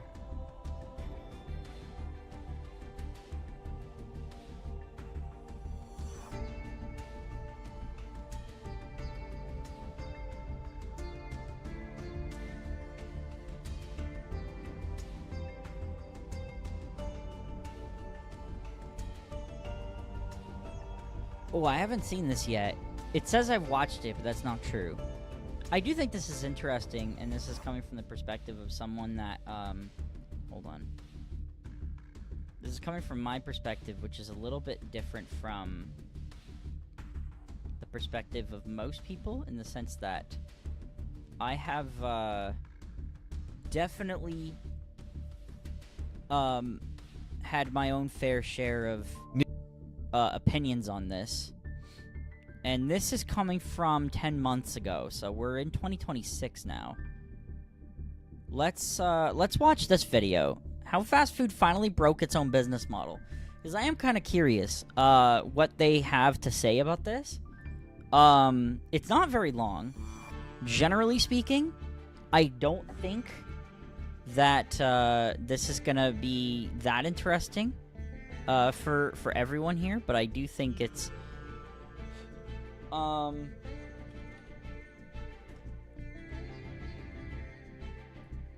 I do think it is something. I don't know. Let's find out how fast food finally broke its own business model, and let's talk about it. As someone that worked in fast food for about 8 years, closer to 10 years actually. I have a lot of opinions regarding this topic, and I do think that fast food is a luxury, and we should be cutting it out of our diets as soon as possible, and I am a perfect example of that. I have way too much, and Kirsten and I were just talking about it, a good friend of the stream. She was telling me, you know, about how to save on some of my finances, and we kind of came to the same conclusion that I am eating fast food way too often, which is completely fair. I am stuck in the loop. So let's find out how it is breaking its own business model, shall we? Nearly 80% of Americans now say that fast food is a This might be luxury too loud. because it has I'm gonna turn it become down a so bit. expensive. And as a result, they're eating it less often. That's stats from a Lending Tree survey done last year. And since then, it's only gotten worse. Eating away from home is about 30% more expensive than it was in 2019. But now a lot of these restaurants realize they really just can't raise prices anymore. I think customers are at a breaking point. The latest earnings report from McDonald's, Wendy's, Domino's, and even Chipotle revealed just how much consumers are pushing back against the cost of fast food today. As surveys show, more than 60% of people saying they've been shocked by a fast food bill and are going less frequently. It's crazy. Prices. Well, to be Food, fair, restaurant. some people though are fucking cheap as shit though, man. There's some people on this planet that are so goddamn cheap. I've seen people where it's like, dude, like at my work, we sell AAA strip loin and AAA ribeye steaks, okay? And people lose their fucking mind because they're like, dude, it's $19.99 per pound. I'm like, brother, and this is Canadian money, okay? Brother, it's been at $27 a pound several months. Past several months, it's been that price. It has gone down $7 a pound. Buy now! And I understand it is a luxury item to an extent. It's not even a luxury item. It's not even like it's Wagyu. It's AAA. It's literally middle of the fucking pack. It's choice for you Americans. You know what I mean? Like in the U.S., it's choice is the similar grading, kind of, sort of, right? Okay, so people are like saying it's cheap, it's too expensive, and they're complaining about that. And I'm like, dude, you literally went to McDonald's earlier today. I can tell you, you have eaten a double quarter pounder with cheese combo today. There is no way you can complain about the price of the fucking beef. Especially when the item is so good and so worth it compared to the cheap shit, and then they keep buying the cheap shit and then they give a bad review. It's like, dude, you're eating slop and you're giving bad reviews for it, and you're feeling bad and you're making yourself feel bad. It's your own It's problem. at all-time high, in my opinion. Some people Now, are I've just so covered in goddamn the past cheap. why these fast food companies had begun panicking over their higher prices. It wasn't too hard to see that the current landscape was You'd have bubble bath thighs. Yeah. That's the problem that I was having, is now I have gained a bit of a tummy myself. So I've been trying to slim up a little bit, but it's not something I've been working that hard on lately. But it is what it is. We'll see. I'm gaining a little bit of muscle, though. going to be more problematic for them. The fast food value wars are showing no signs of slowing down in 2025. New offers, even drone deliveries, a response to win Drone back deliveries. bargain And you know what? Probably cost you an additional $5 for that shit. hungry consumers fed up with sticker shock. But since then, more to the story. Bargain Those meal hungry prices, consumers that fed cannot up be with sticker US. There's no way that's US pricing. I personally wouldn't believe this. Maybe in California? Where is this taking place? Because this isn't even that expensive in Canada. Let me see if I can do some research. McDonald's, Canada. Can I look up order now? Yes, please. Okay, so I don't think I'm signed into my account or whatever. It doesn't matter, though. Just for the sake of argument. Here is the McDonald's website for Canadian McDonald's to order food, okay? I'm going to not worry about rewards. Can I just order the fucking food, please? I have to order on the app? Oh, that's so annoying. Can I not, like, just... Can I not just look at the menu, please? Beef. Yes, please. Hockey Hero Burger. I don't even know what that is. It's probably not anything particularly special. It looks like it has a different bun, though. Quarter pounder with cheese. What's the price tag on that? Don't look at the nutrition facts. Don't worry about that. Promotions. Whatever. It's not just value. It's Mick value, which is not value. But anyway. Okay, I don't know. It's not giving me prices, which is really annoying, but perhaps I have gone the wrong direction with this. McDonald's Canada prices. Full McDonald's menu, please. Can I please just order beef? I think I'm on the same screen I was already on. Bro, like, come on. Just give me a price. I compared McDonald's. Oh, interesting. Here we go. Across Toronto locations, the variation surprised me in more than one way. This doesn't surprise me actually at all. Yeah, depending on where you are, you're gonna get the cheapest or most expensive price. So for a Big Mac, where's the combo though? Average meal upgrade. Interesting. So they didn't do...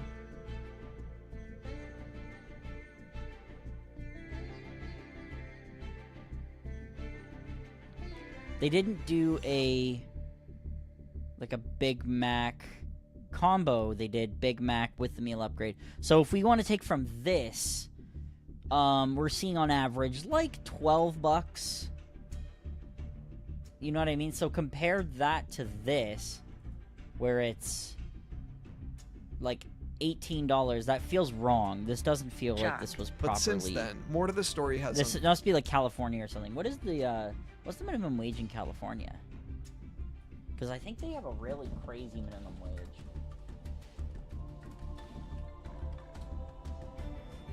$16.90. It's actually lower than us. Highest U.S. minimum wage 2026. Shall we? Colombia. $17.95 per hour. That's still lower than us. Maybe they didn't survive to do the combo part of the experiment. They ate themselves away. I guess. Because it appears consumers have moved from complaining to finally no longer buying it. So in this video, we're going to unpack how years of price hikes and cost cutting have backfired against the fast food industry, and why even the most loyal customers are now saying it's just not worth it anymore. McDonald's just reported its steepest US same-store sales drop of 3.6% in the first quarter of 2025. Yeah, but that's pennies, right? That's each store. That's still pennies to the company, realistically. I guess nickels or dimes, but like still, you're basically selling less fries. Is the worst in the US. Not even actually. You're selling less like ice cream cones. Since the 8.7% plunge. Probably because the fucking machine's not working. Which, by the way, actually, I have a lot of stories about that. The ice cream machine not working thing is definitely a fucking lie, and I'll explain to you why. We tell people that because it's not that the ice cream machine is technically broken. It's technically not. It's that people ordered ice cream so unbelievably frequently. Like, there were, like, hundreds of customers coming in. And yes, hundreds. And I can tell you that because at the 12 o'clock to 1 o'clock rush that we would get at I worked at 13 different McDonald's locations, okay? I went all across wherever they needed me. I went there to help, okay? At the vast majority of those locations, you would see at least like 90 to 100 cars in the drive-thru alone. Now imagine what happens inside as well. We are serving so much fucking food, it's ridiculous. Now imagine how many ice cream cones would be going out in addition to McFlurries, in addition to sundaes, and milkshakes. All of that comes from the same machine, okay? So now you can imagine that the machine might choke a little bit in the summertime when it's 30 degrees outside and people want something to cool off. That is why the machine is not working 99% of the time. Because it's melted when it comes out, and it's melted garbage that you wouldn't want to eat and you wouldn't want to pay for. So that is why. That is why we tell people that the machine is down. I only went to McDonald's as a kid only to buy vanilla ice cream because I only went there because the game area had GameCubes. Me too! In my McDonald's when I was growing up, it was my first time ever playing any video game ever, and it was Luigi's Mansion, which I then got for Christmas. A GameCube with Luigi's Mansion. What a wonderful game. So that was, I think technically I got a GBA first, but I got Luigi's Mansion with the GameCube second. I'm pretty sure my first video game I owned, but it was really my mom that bought it, so she owns it, is the Super Mario World remake on the GBA. Would have been my first owned game. And then Luigi's Mansion would have been my first console owned game. Projected a decline of 1.7%. At least where I was at, the machine has never not worked or been on the fritz. It's always funny hearing that. It's never happened to me. I can't relate, buddy. It's happened to me. That's But obviously, it came out to be much worse than expected. Same-store sales is a vital metric for companies with multiple locations because it filters out the growth from any potential new locations. So when okay, but they comps don't are need new down- locations. They've had a cajillion locations. They're already well established. I don't understand the point of that. It means existing customers are spending less and or showing up less. As a result, it means locations that have been open for at least a year are making less money than they were last year.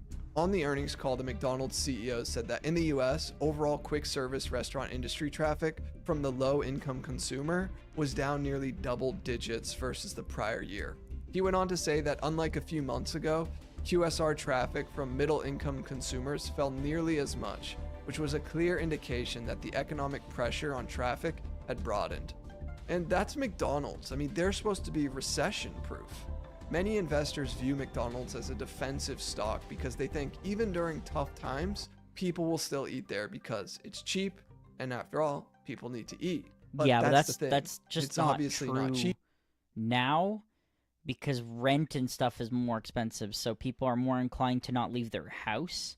They're more inclined to stay at home. If they want to be sociable, they'll probably go to like a cafe, which I guess is McDonald's now because they have the McCafe. It's probably why they did that too. My main three fast food where I lived in the States was Panda Express, Popeyes, and Which. I've literally never heard of the third one. Panda Express is disgusting, so Popeyes is the only one here that sounds good. Cheap anymore. I don't really understand the macro You could thing, tell me if I'm David, wrong, because though. if the consumer is getting more cautious and consumer confidence is down, wouldn't that bode well for McDonald's, which is really focused on value meals and a cheaper alternative to other restaurants? That's why it was such a crisis last year, because last year they were having their own recession before there was a threat of recession elsewhere. So Is this from the 2020? low-income consumer recession I missed has been that. going on because Cheaper alternative bode well for McDonald's, which is really focused on value meals and a cheaper alternative. Oh no, this to is other from restaurants? last year. that's why it was such a crisis last year, because I last think year they were having people- their own recession. It's funny because I didn't notice this decline at my locations in 2020. Actually, in 2020, ironically enough, in June, which was right at the height of COVID, everyone's shitting their pants. They don't know what the hell's going on. We had the highest sales numbers from 12 to 1 as a lunch hour, if you will, the lunch rush, ever at that store. It was the highest we had ever seen at the store, ever, on record. Which was somewhere in the ballpark of $2,500 in 1 hour. Which is a lot for food like that. It was a really big eye-opener for me because it was like people are antsy to leave their homes because they're obsessively social butterflies. They cannot possibly think about staying in their home all day, unlike me, who would happily stay in their home all day because I'm introverted and I just don't really, I don't really care. I could be sociable on here, but like my well runs dry eventually and I'll want to stop. Right? So I'm not going to act if I like everything Panda Express has, but there were a few select items I enjoyed. Which is a sandwich store. They made an amazing pizza sandwich. I loved it so much as a kid. Interesting. Okay. Sounds like Mr. Sub to me. Before Or there like was Subway. a I guess threat of Mr. recession Sub I don't think you guys have in the US, but it's Subway. So if it's like Subway, then yeah. elsewhere. So the low-income consumer recession has been going on since basically the second quarter of last year, and McDonald's was suffering alongside of the worst of them. I mean, they were really, really getting hit. Their CEO admitted it wasn't just the low-income consumers pulling back, it was also the middle-income households too. Compared to other fast food companies, McDonald's has more low and middle-income diners. And even though high-income consumers are still dining out, their spending is not enough to offset the shrinking traffic from the lower-income cohorts. And this all comes during a time where they've been desperately trying to revive a value menu and offer their $5 meal deal. But the damage is They've clearly... been really doing a bad job with the value meals. It's like $7 for that shit, and you get a small Coke. It's embarrassing. showing. People aren't loving it. McDonald's isn't alone. Ha! Their competitor Wendy's is also feeling the squeeze. Their revenue and net income Wendy's generally is a good deal. Like, you get a pretty good meal for the price you pay. It's certainly about as painfully expensive, but they do give you deals sometimes that are worth walking into. They'll do like a $1 fries or something really crazy, and that's worth getting. But yeah, generally speaking, yeah, I don't really go out of my way to go to Wendy's. There's also not one really close to me in any way, so it's kind of like a nice little treat every once in a while. declined in the first quarter, and they cut their full-year forecast after same-store sales in the U.S. fell nearly 3%. Yeah, I don't blame you for that opinion segment regarding Kitchen Nightmares. Some restaurants are built way better, and people do a better job of keeping it well kept, but yeah. I get what you're saying. Which was also worse than expected. Not Wendy's everyone said is that is inflation like pushed that. up the cost of supplies and labor. They also specifically called out households earning under $75,000 as the ones pulling away, which, let's be honest, is more than half of the country. Oh, so yeah. this isn't a niche issue, it's a reflection of the broader economic reality. In response to this waning demand, Wendy's is planning to run 100 days of summer promotion with menu items focused on value. I We'll think see how they that did turns that. out. There's also Domino's, they did where that, the and I trend don't is know if it more was subtle, successful. but still pretty telling. They posted a decline in same-store sales as well. Traffic to their restaurants slowed in February and March as consumer sentiment weakened, mainly due to Trump's erratic trade policy. And as we now know, consumer sentiment has only gotten worse since then. But most importantly for Domino's, their delivery orders are dropping. Meanwhile, carryout is rising. Yeah, but you Why? know, Well, I gotta be honest.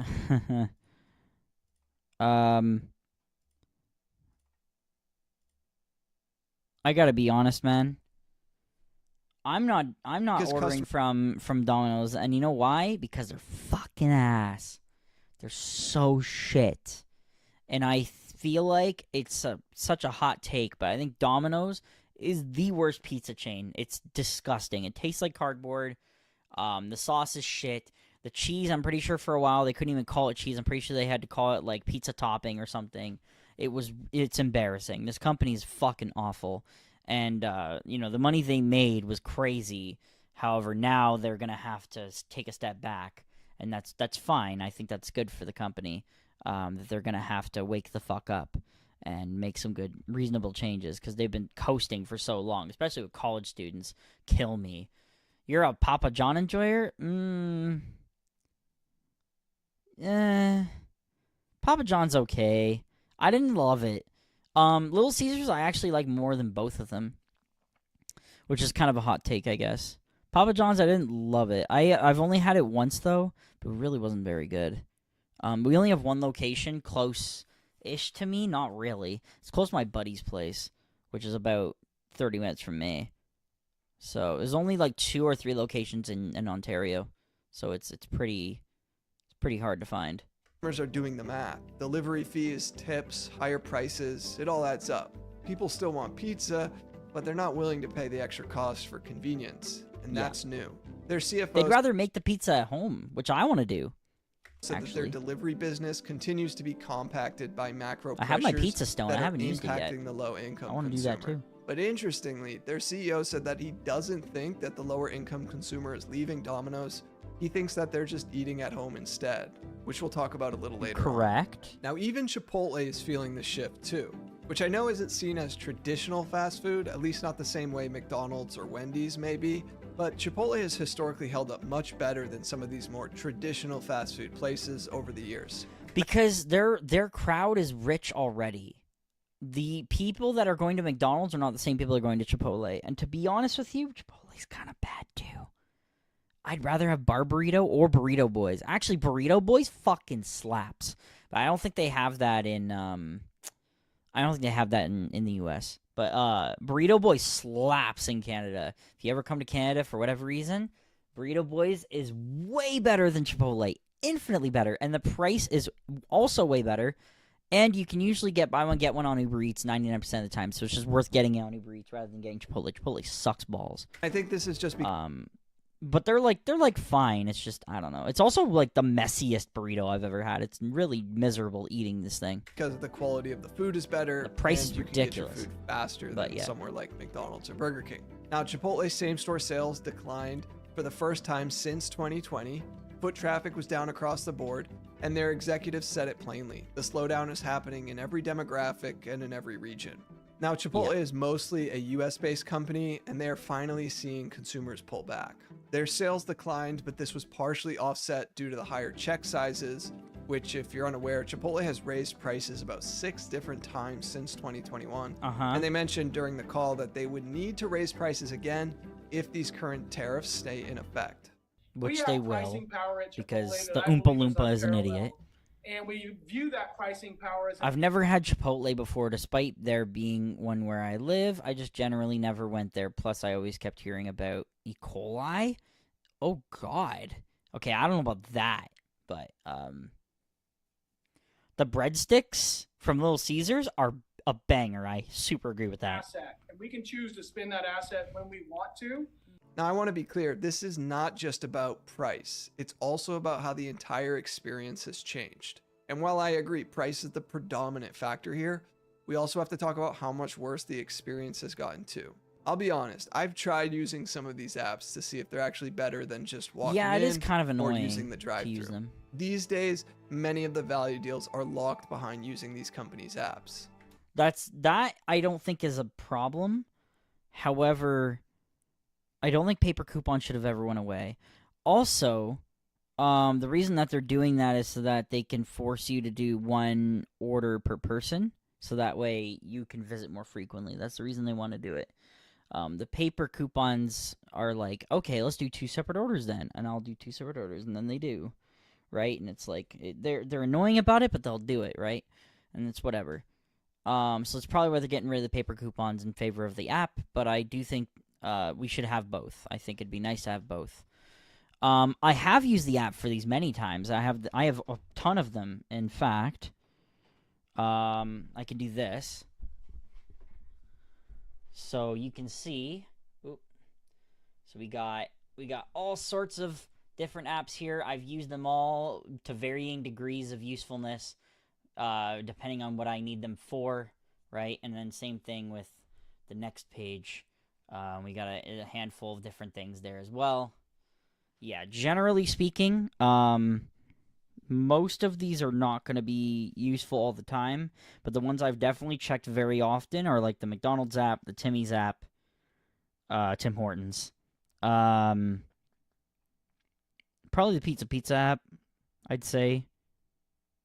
That's about it. Oh, and Pizzaville, because there's one near me and I like it.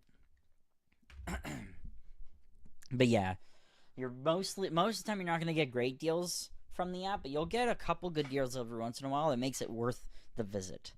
So, yeah. I've probably tried using I would say the McDonald's deals app aren't like quite as 5 good. times That's over the the past problem. year or so. And every single time it's taken longer to get the food than if I were to just walk in or use the drive-thru. That is so fucking true with Tim Hortons specifically. Oh my god, those guys do not check their fucking mobile ordering. It's ridiculous. And it is so fucking stupid. I end up just going in the line anyway and telling them I have a mobile order. And then they wake up and figure it out. So stupid. Same thing with Burger King, actually. I had the same experience there. not exaggerating this here. When you use their mobile app, you can choose 3 different ways to get your food. You can park and walk in, you can park and they'll bring it out to you, or you can just use the drive-thru and tell them your order number. It doesn't matter which one I pick. Every time it's been like 5 to 20 minutes to get the food. And this isn't during some insanely busy time at the restaurant. The thing that's annoying about this too is with McDonald's, at least specifically, they wait until you get into like I think it's a 50-meter radius or whatever that is in feet. It's like a 150-foot radius, something like that. Before the order gets processed into their system and then they see it on their screen. Usually this is fine, but for a car, it's a lot harder to kind of time that out and be better. I got something in my eyes driving me freaking nuts. So yeah, you're gonna definitely have a worse experience if you're driving, especially if you do the drive-thru for the mobile order. It's gonna be a lot more annoying. It's also supposed to be fast food with notice of the order ahead of time. Now for McDonald's, it doesn't really matter how far Some of the ahead other you order your places that food don't because have the radius McDonald's will thing, track your it GPS does work and out will pretty only good start for you, making actually. your food when you're within a mile or 2 of the store. You can override this feature and essentially tell McDonald's you're closer to the store so that they'll hopefully begin making it, or at least that's what's implied, but even that hasn't made a difference. And I know this is completely anecdotal, and you can I agree with certainly that find sentiment. similar complaints online. But as of now, there doesn't appear to be any official survey data or large-scale studies that could back up this kind of experience. Regardless, I also think it's far more inconvenient to have to use their app so you can get some semblance of a deal at a place like McDonald's. I think it's going to continue to be problematic for fast food places when the experience isn't just more expensive, it's also become more annoying. But I want to shift back to what all of this means for What the fuck was that guy problematic ordering? for fast food places. Wait a When the minute. experience Chicken Big Mac. What the fuck? isn't just more expensive, Ew. it's also become more annoying. Eat normal. But I want to Eat a shift back to normal what Big all of Mac. this What means the for the fuck fast are we food doing? industry. In past economic downturns, Ew. fast food was generally one of the few winners. When people cut back, it's not that they stopped eating out entirely, they just traded down, from full-service restaurants to drive-through dollar menus. Fast food was always seen as this fallback. It might not have been glamorous, but it was there. Cheap, easy, and quick. This time, something is much different. Consumers aren't trading down to fast food. They're trading out of it entirely. They're going to the grocery store, cooking at home, or skipping meals altogether. Correct. It doesn't appear to be a I've also noticed that grocery stores have gotten a lot busier lately when I go in them, which is fine. It's good for the grocery store businesses. I'm sure they're jumping for joy, especially because their margins are also ridiculously stupid. My store included, I imagine that they were probably having a really good time last year. I was only there for halfway through the year, so I don't know the full story about the summertime and stuff, but it definitely felt like people there were happy with the prices and they were well established, and when prices went up, people noticed it and they would get frustrated. But like usually the price hikes that would happen were still under the competitors' pricing, because I would do a lot of the price checking myself just because, you know, I want to buy stuff for myself that's reasonable, and I actually pay the same amount that the customers do. And with that in mind, they do tend to be a really good price still. So I don't know. Generally speaking, I think that people at the grocery store are gonna have a better savings in general, and they're also just gonna feel better as a result of that. I don't know where I'm going with this. about eating healthier. But yeah. It seems more like economic survival. And I know many of you will say, well, it's a good thing that Americans are eating less fast food. And I'm certainly not here to argue against that. What I'm pointing out is that what we're seeing are signs of consumers adjusting in some pretty meaningful ways. The shift isn't merely financial, it's also psychological. When fast food slowly becomes a luxury at a time when consumers are broadly worried about a recession, along with price increases across the board, I believe it signals a complete shift in late-stage capitalism. And that shift speaks volumes. When even fast food feels Well, like a we're also going to be going into a recession at this point. At least in the U.S. they will. Canada, it's hard to say because we just keep voting for fucking liberals for whatever reason, and I'm not going to take that back. I'm sorry if I'm politically inclined. I'm not trying to make this about a political thing, but it is kind of political when you look at the the financial side of it all, right? It's truly frustrating that people keep voting for Liberal when we could just make a change in Canada. In the U.S., you're fucked. It is red or blue, you're fucked. There is no chance of getting anything else involved at any point. However, you could have voted for anything that wasn't the Oompa Loompa and would have been happy with it. So that was an epic fail. But the whole situation with Biden really sucks because they really should have had him drop out. I think he did, right? But it was like too late. And then when they got the other representative, which was Kamala Harris, I think, right? They just it was just too late. Her campaign didn't really quite go as planned, and then they just got demolished, unfortunately, by the Oompa Loompa. So, you know, it is what it is. Whatever, man. We're gonna go into another recession, guaranteed. You know something deeper is going on. And even if the broader economic data doesn't show a full-blown recession yet, people are already behaving like it's here. And it backs up my that's because people want to prepare for it, right? That's a very silly comment to make, because, yeah, obviously you want to be prepared for that. My camera's freaking out again. What the hell is happening?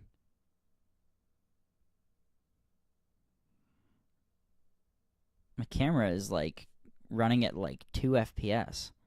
What on earth? Is it warm? It's a little warm. Now it's frozen. Completely frozen.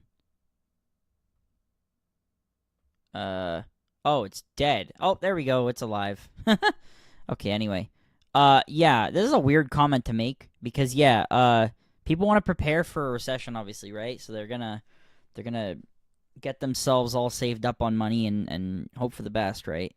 Especially because a lot of people are losing their jobs and stuff. It's a weird comment to make here with, yeah, people behaving like it's here. It basically might as well be for some people. Argument that this recession is going to look a whole lot different than 2008 or even 2020. But if you want to learn why exactly, now they're trying to I covered it in guess. this video here. Check it out next. Thanks for watching. Why America's next... Why did it go to the next video automatically? That was weird. Nearly... Oh, because I'm on a playlist, right? What was this video? Why America's next recession will look different. I am definitely getting content voided to some extent.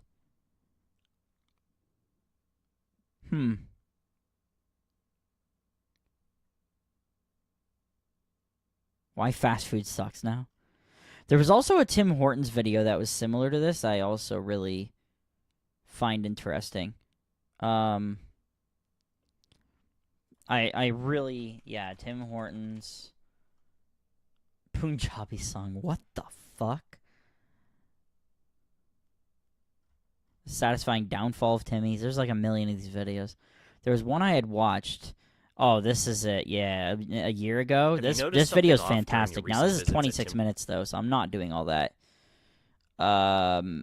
Is there a shorter one?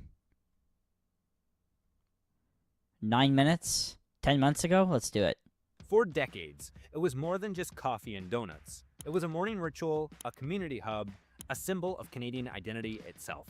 The Farfa Pendulum video? I watched that. Yeah, it was alright. Visitors to bring them Tim Hortons coffee is facing unprecedented backlash, declining market share, and a crisis of identity.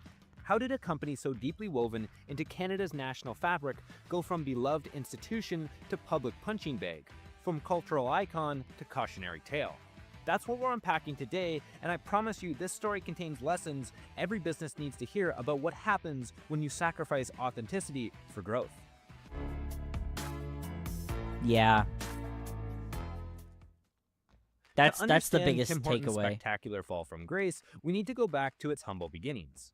The year is 1964, the Beatles are taking America by storm, Canada adopts its new maple leaf flag, and in Hamilton, Ontario, a hockey player named Tim Horton opens a small coffee and donut shop. Tim Horton wasn't just the Simo videos where he brings Magic players to read Yu-Gi-Oh cards is so funny when they read them aloud. I know, right? It's crazy. I like when they try to get the names right and it's like a complicated name. That's my favorite thing about those videos. Stanley Cup champion with the Toronto Maple Leafs, a beloved sports figure with a vision. I don't really love watching the CGB videos anymore because it feels like they're both circle jerking each other, and also like the CGB videos. He takes so long to make his answer. He just talks about stuff and he goes on and on and on, and it's like, oh my god, just tell me whether or not you think it's a broken card. The Voxy videos, however, I think are really good, and that one magic guy who's really smart. Oh man, the guy that hasn't been on very much because he had a baby. And then Raren's good too. He's all right. He's pretty good. But yeah, I think Voxy is probably my overall favorite because she's just quick with it, and then the explanation's quick, and then she's I don't know, she has really good chemistry with Simo, on camera, so that's really cool. Oh, you've never seen Tim Hortons before? Oh man, this is like the Canadian McDonald's, man. There is one on every corner. It is fucking everywhere. It is absolutely everywhere. There's a billion locations of Timmy's in Canada, but it became really bad, and he'll probably explain it best, but I might go into more detail if he doesn't. Ice. His simple business model, fresh coffee and donuts made from scratch on premises, served with a smile and a welcoming atmosphere at affordable prices. I am keeping closed captions on, by the way, and there's a reason for it. It's just so that if I talk over, you can still see or hear what he's saying. Would become Canada's most powerful cultural institution. What happened next is a remarkable story of how a simple coffee... I guess it's not really Canadian McDonald's. It's the wrong thing to say. It's Canadian McDonald's in terms of, like, it has a cajillion locations, but Timmy's is a coffee place. This is the Dunkin' Donuts of Canada. We do not have Dunkin' Donuts. We have Timmy's, and there's a couple Krispy Kreme locations here and there, but it's pretty much just Timmy's. It's just Timmy's and Starbucks, and then McDonald's, and that's it in terms of like coffee. But this was the institution, the Canadian institution, like he said in the video just now. We'll go back and hear him say that. Affordable prices. Little did he know he was creating what would become Canada's most powerful cultural institution. What happened next is a remarkable story of how a simple coffee shop became interwoven with a nation's sense of self.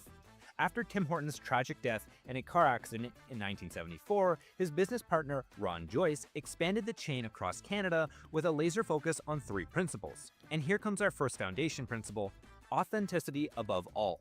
Yeah. While American chains raced to expand menus and boost prices, Tim Hortons kept things simple: coffee, donuts, and friendly service at reasonable prices. Yeah. Their marketing wasn't flashy. I like that too. It centered around everyday Canadians gathering for moments of connection. The famous Roll Up the Rim to Win contest turned buying coffee into a national event. Yeah.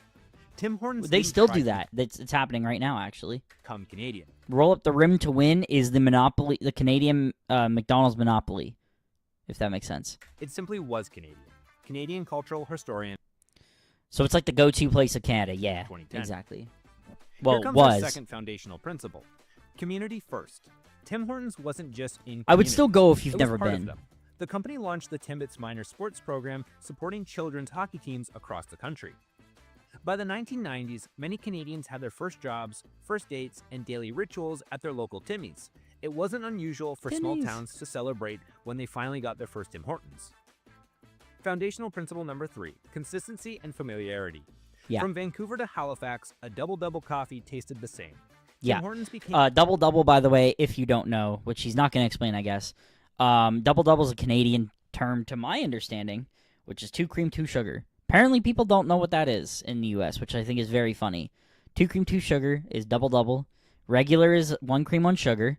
Triple is 3 cream, 3 sugar, so on and so forth. 4x4 is disgusting, and you need to go get checked out. A reliable constant in an ever-changing world. I've met people that ordered a 4x4. They would order like an extra large 4x4, and I'm like, you've got some issues, bro. You're gonna fucking die of colon cancer before you even...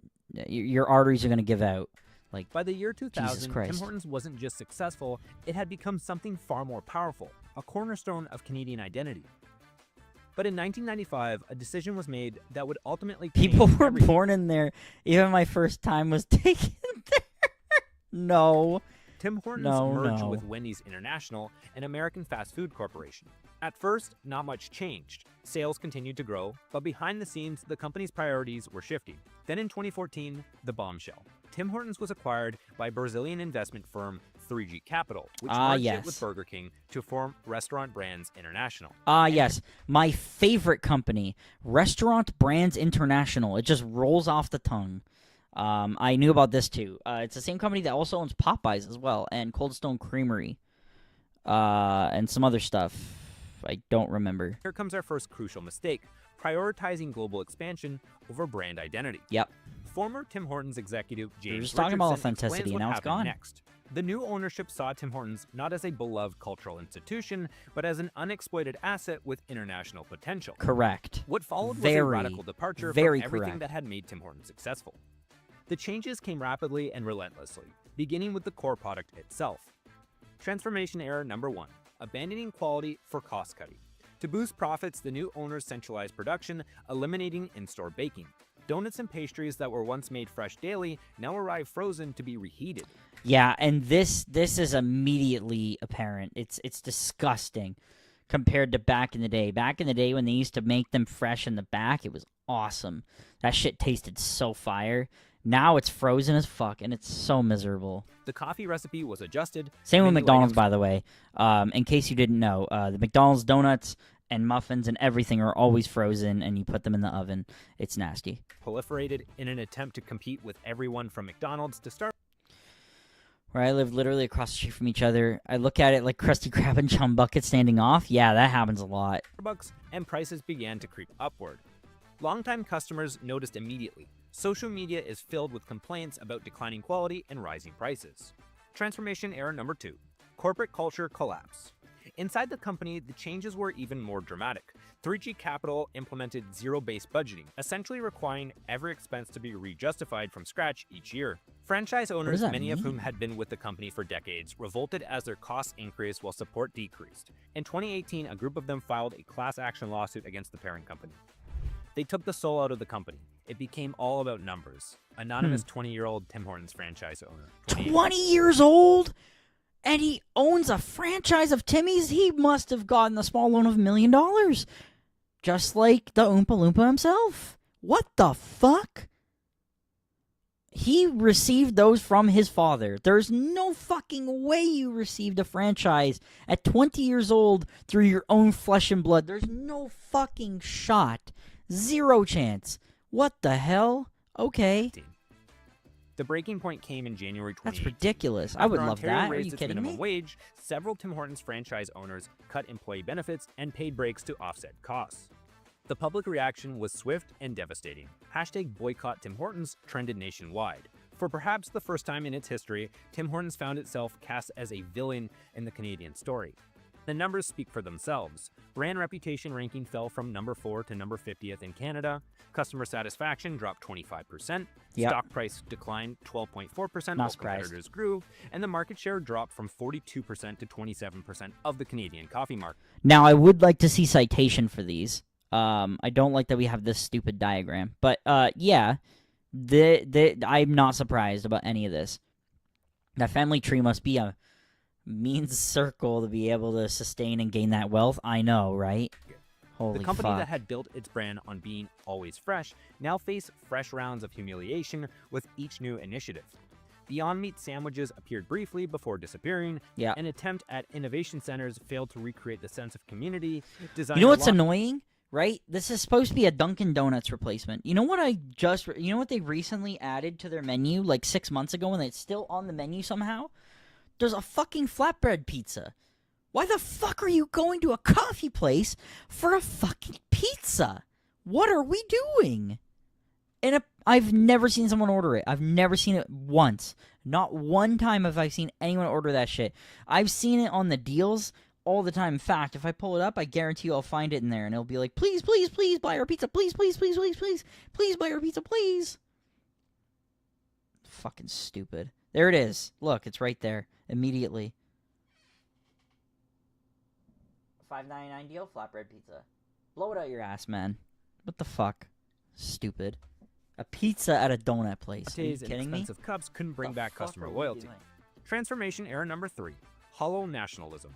In a desperate attempt to reconnect with Canadians, marketing campaigns became aggressively patriotic, but rang hollow against the backdrop of declining quality and corporate practices. Marketing professor Sarah Thompson explained why this backfired. They were trying to sell Canadians their own identity through increasing desperate patriotic messaging while simultaneously dismantling what made the brand authentically Canadian. So true. The story of Tim Hortons' fall from That's grace a lot of corporate speak, but this does ring true. She's basically saying the company itself is becoming less and less Canadian every day, but then they're trying to make Canadians feel so proud that Tim Hortons is proudly Canadian. It's like, well, it's not really Canadian anymore. The company that owns them is Brazilian. The RBI International company itself is American. Like, what the fuck are we talking about? It's not Canadian anymore. They're just yoinking everything out of there that's Canadian. It's shit. Putting fucking pizza on the menu. Dismantling what made the brand Stupid. authentically Canadian. Right? The story of Tim Hortons' fall from grace isn't just about coffee and donuts. It's a cautionary tale about the dangers of prioritizing short-term profits over long-term brand equity. And here comes our first business lesson. Authenticity can't be faked. For decades, Tim Hortons didn't have to try to be authentic. It simply was. The minute it began trying to convince customers of its Canadianness while operating against Canadian values, the disconnect became obvious. Customers don't just buy your product, they buy into your story. When that story becomes inauthentic, they feel betrayed. Business lesson number 2. Cultural capital has real value. Tim Hortons' cultural significance wasn't just a nice marketing angle. It was its most valuable asset. The new owners treated this cultural capital as inexhaustible, something that could be leveraged indefinitely without reinvestment. They treated the emotional connection Canadians had with Tim Hortons as something they could withdraw from endlessly without making deposits back. Canadian Business Journal 2020. Yeah, and here that's comes true. business lesson number 3. You can't cost cut your way to growth. 100%. The relentless focus on efficiency and cost cutting created financial gains. The in the reason short why term, Five destroyed Guys the very does so qualities well. that had Oh, made jeez. The reason why Five Guys does so well is because, it's you know what you're getting in there. You go in there. There's the free peanuts. You're getting a burger. It's gonna cost $1 billion. You're gonna wait 10 minutes for it, but it's worth the fucking wait because when you eat that shit, it's gonna be like crack. It's gonna be unbelievable, right? I worked at Five Guys. I can tell you this for a fact. People knew what they were getting when they came in. This wasn't news, and if you didn't know, you looked like an idiot. There was very few people on this planet that I'd walked into my store and was like, "Wow, these prices are expensive." Like, yeah, fucking obvious. It's Five Guys, bro. They're just expensive. And they're good quality burgers. You're just gonna you're gonna eat it and it's gonna be orgasmic and just enjoy it. Shut the fuck up and sit down, and get your stupid free peanuts, right? Timmy's just doesn't. Timmy's doesn't have that authenticity anymore. It's just like we keeps trying to go closer and closer to McDonald's every day. Just the other day I saw that they added fountain drinks to the menu. What are we doing with fountain drinks? It's a coffee place. What are we doing? So again, like the pizzas, the fountain drinks. What's next? Like, are we gonna have burgers next? Good lord, they already have like chicken wraps that I already think is too much. So it's insane. They're trying to force the hype and identity of being Canadian toward the people to get them to come back. Basically, they're trying to, but people see through their ruse because they're like, yeah, we've been Canadian. We weren't born yesterday, right?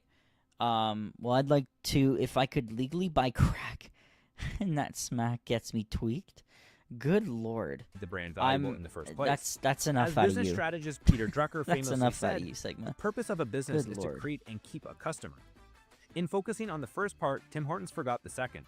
So what comes next for this fallen Canadian icon? Can Tim Hortons find its way back into the nation's heart? Recent signs suggest the company may have finally recognized the magnitude of its mistakes. New leadership has pledged to refocus on coffee and baked goods. There's talk of bringing back in-store baking and improving coffee quality. For Tim Hortons to Man, I reclaim would love both of those things to happen. Are they going to do it? Fuck no. its position as a national treasure, it needs to first off recommit to quality over expansion. The fundamentals, coffee and donuts, Absolutely. need to be excellent again, not just convenient. Number 2, restore authentic community connections. Stop telling Canadians you're Canadian. Show them through meaningful community investment. Number 3, rebuild trust with franchises. Technically, they do that, but they've been disconnected a lot from the community sentiments, like the kids' hockey teams and stuff like that. I don't even think they do that anymore. And things like that. sponsoring companies. I don't know, just be part of the community. I don't know how you would do that. It's going to be very challenging. But they can do certain things that benefit both the company and the country in some way so that people can feel proud to have Timmy's again. But also the main thing is number one. The number one was a big one. Rebuild trust with franchise owners. I think they've already burned that bridge, man. I think you're fucked on this one. It's the same thing as Subway. Subway, people that are franchise owners of Subway are so fed up with their shit. Owners. The frontline representatives of the brand need to believe in it again. Number 4, practice patience. Cultural capital takes years to build and moments to destroy. Rebuilding will require consistent investment over time. And finally, number 5, embrace true values, not just valuable imagery. Canadian identity isn't just maple leaves and hockey. It's about fairness, community, and quality. The story of Tim Hortons isn't over. Brands can fall, but they can also rise again. The question is whether the company can rediscover the authentic spirit that made it a natural. See, I'm a natural tea advocate, and I drink so much tea, like natural from the leaf tea. I don't really like the packaged tea box ones. I've never had coffee ever. My mom drinks coffee if her life depends on it. That's fair. Timmy's doesn't do like the open situation like you do. My mom does that actually. She likes it a lot. But Timmy's does have tea, and they have a couple different things. They have steep tea as well as the bagged tea and all that other good shit. I don't know. I don't really understand the differences, so it's just whatever to me. National treasure to begin with. I just like Earl Grey because it smells like Fruit Loops. Tim Hortons didn't just sell coffee to Canadians. It sold Canadians a better version of themselves. To succeed again, it needs to become that better version too. Canadian Cultural Critic 2023. So the next time you drive past those familiar red and yellow signs, remember, you're not just looking at a coffee shop. You're looking at a case study in how even the strongest brands can falter when they forget what made them special in the first place. Now, if you found value in this video of Tim Hortons' journey from icon to cautionary tale, hit that like button and subscribe. Let me know what brand would you like me to analyze next. And then thanks, man. I'm going to go ahead and tell other people to subscribe because I don't know if the rest of your videos are interesting enough for me yet. Bright Sun Films is really good, though. You should sub to them. And you should sub to this channel because it was a really cool video. It was actually pretty informative. They did a pretty good job explaining it. But I think more detail is needed. That 30-minute video is a really good one. Arizona? Are we doing an Arizona video? Why are we using the hard iced tea for the picture? That's interesting. I don't know if I can pop another. This is a new channel. That's the last video. Huh. Wow, they're getting a lot of subs considering 60,000. Wow. It looks like they're doing a video every month, it looks like. This is the only one that has a different thumbnail. The rest of these are pretty much the same idea. This is like the most different thumbnail so far. I wonder if these are AI generated. I wonder if that video was AI generated. I hope not. But there's a way for me to find out. I can do this. And I can Google it off stream here. Yeah, we can watch more vids next time. I'm falling asleep and I also want to go eat before I go to sleep and shit. So I think we'll end the stream here. But thank you guys very much for watching. Hold on. Before we end the stream, AI?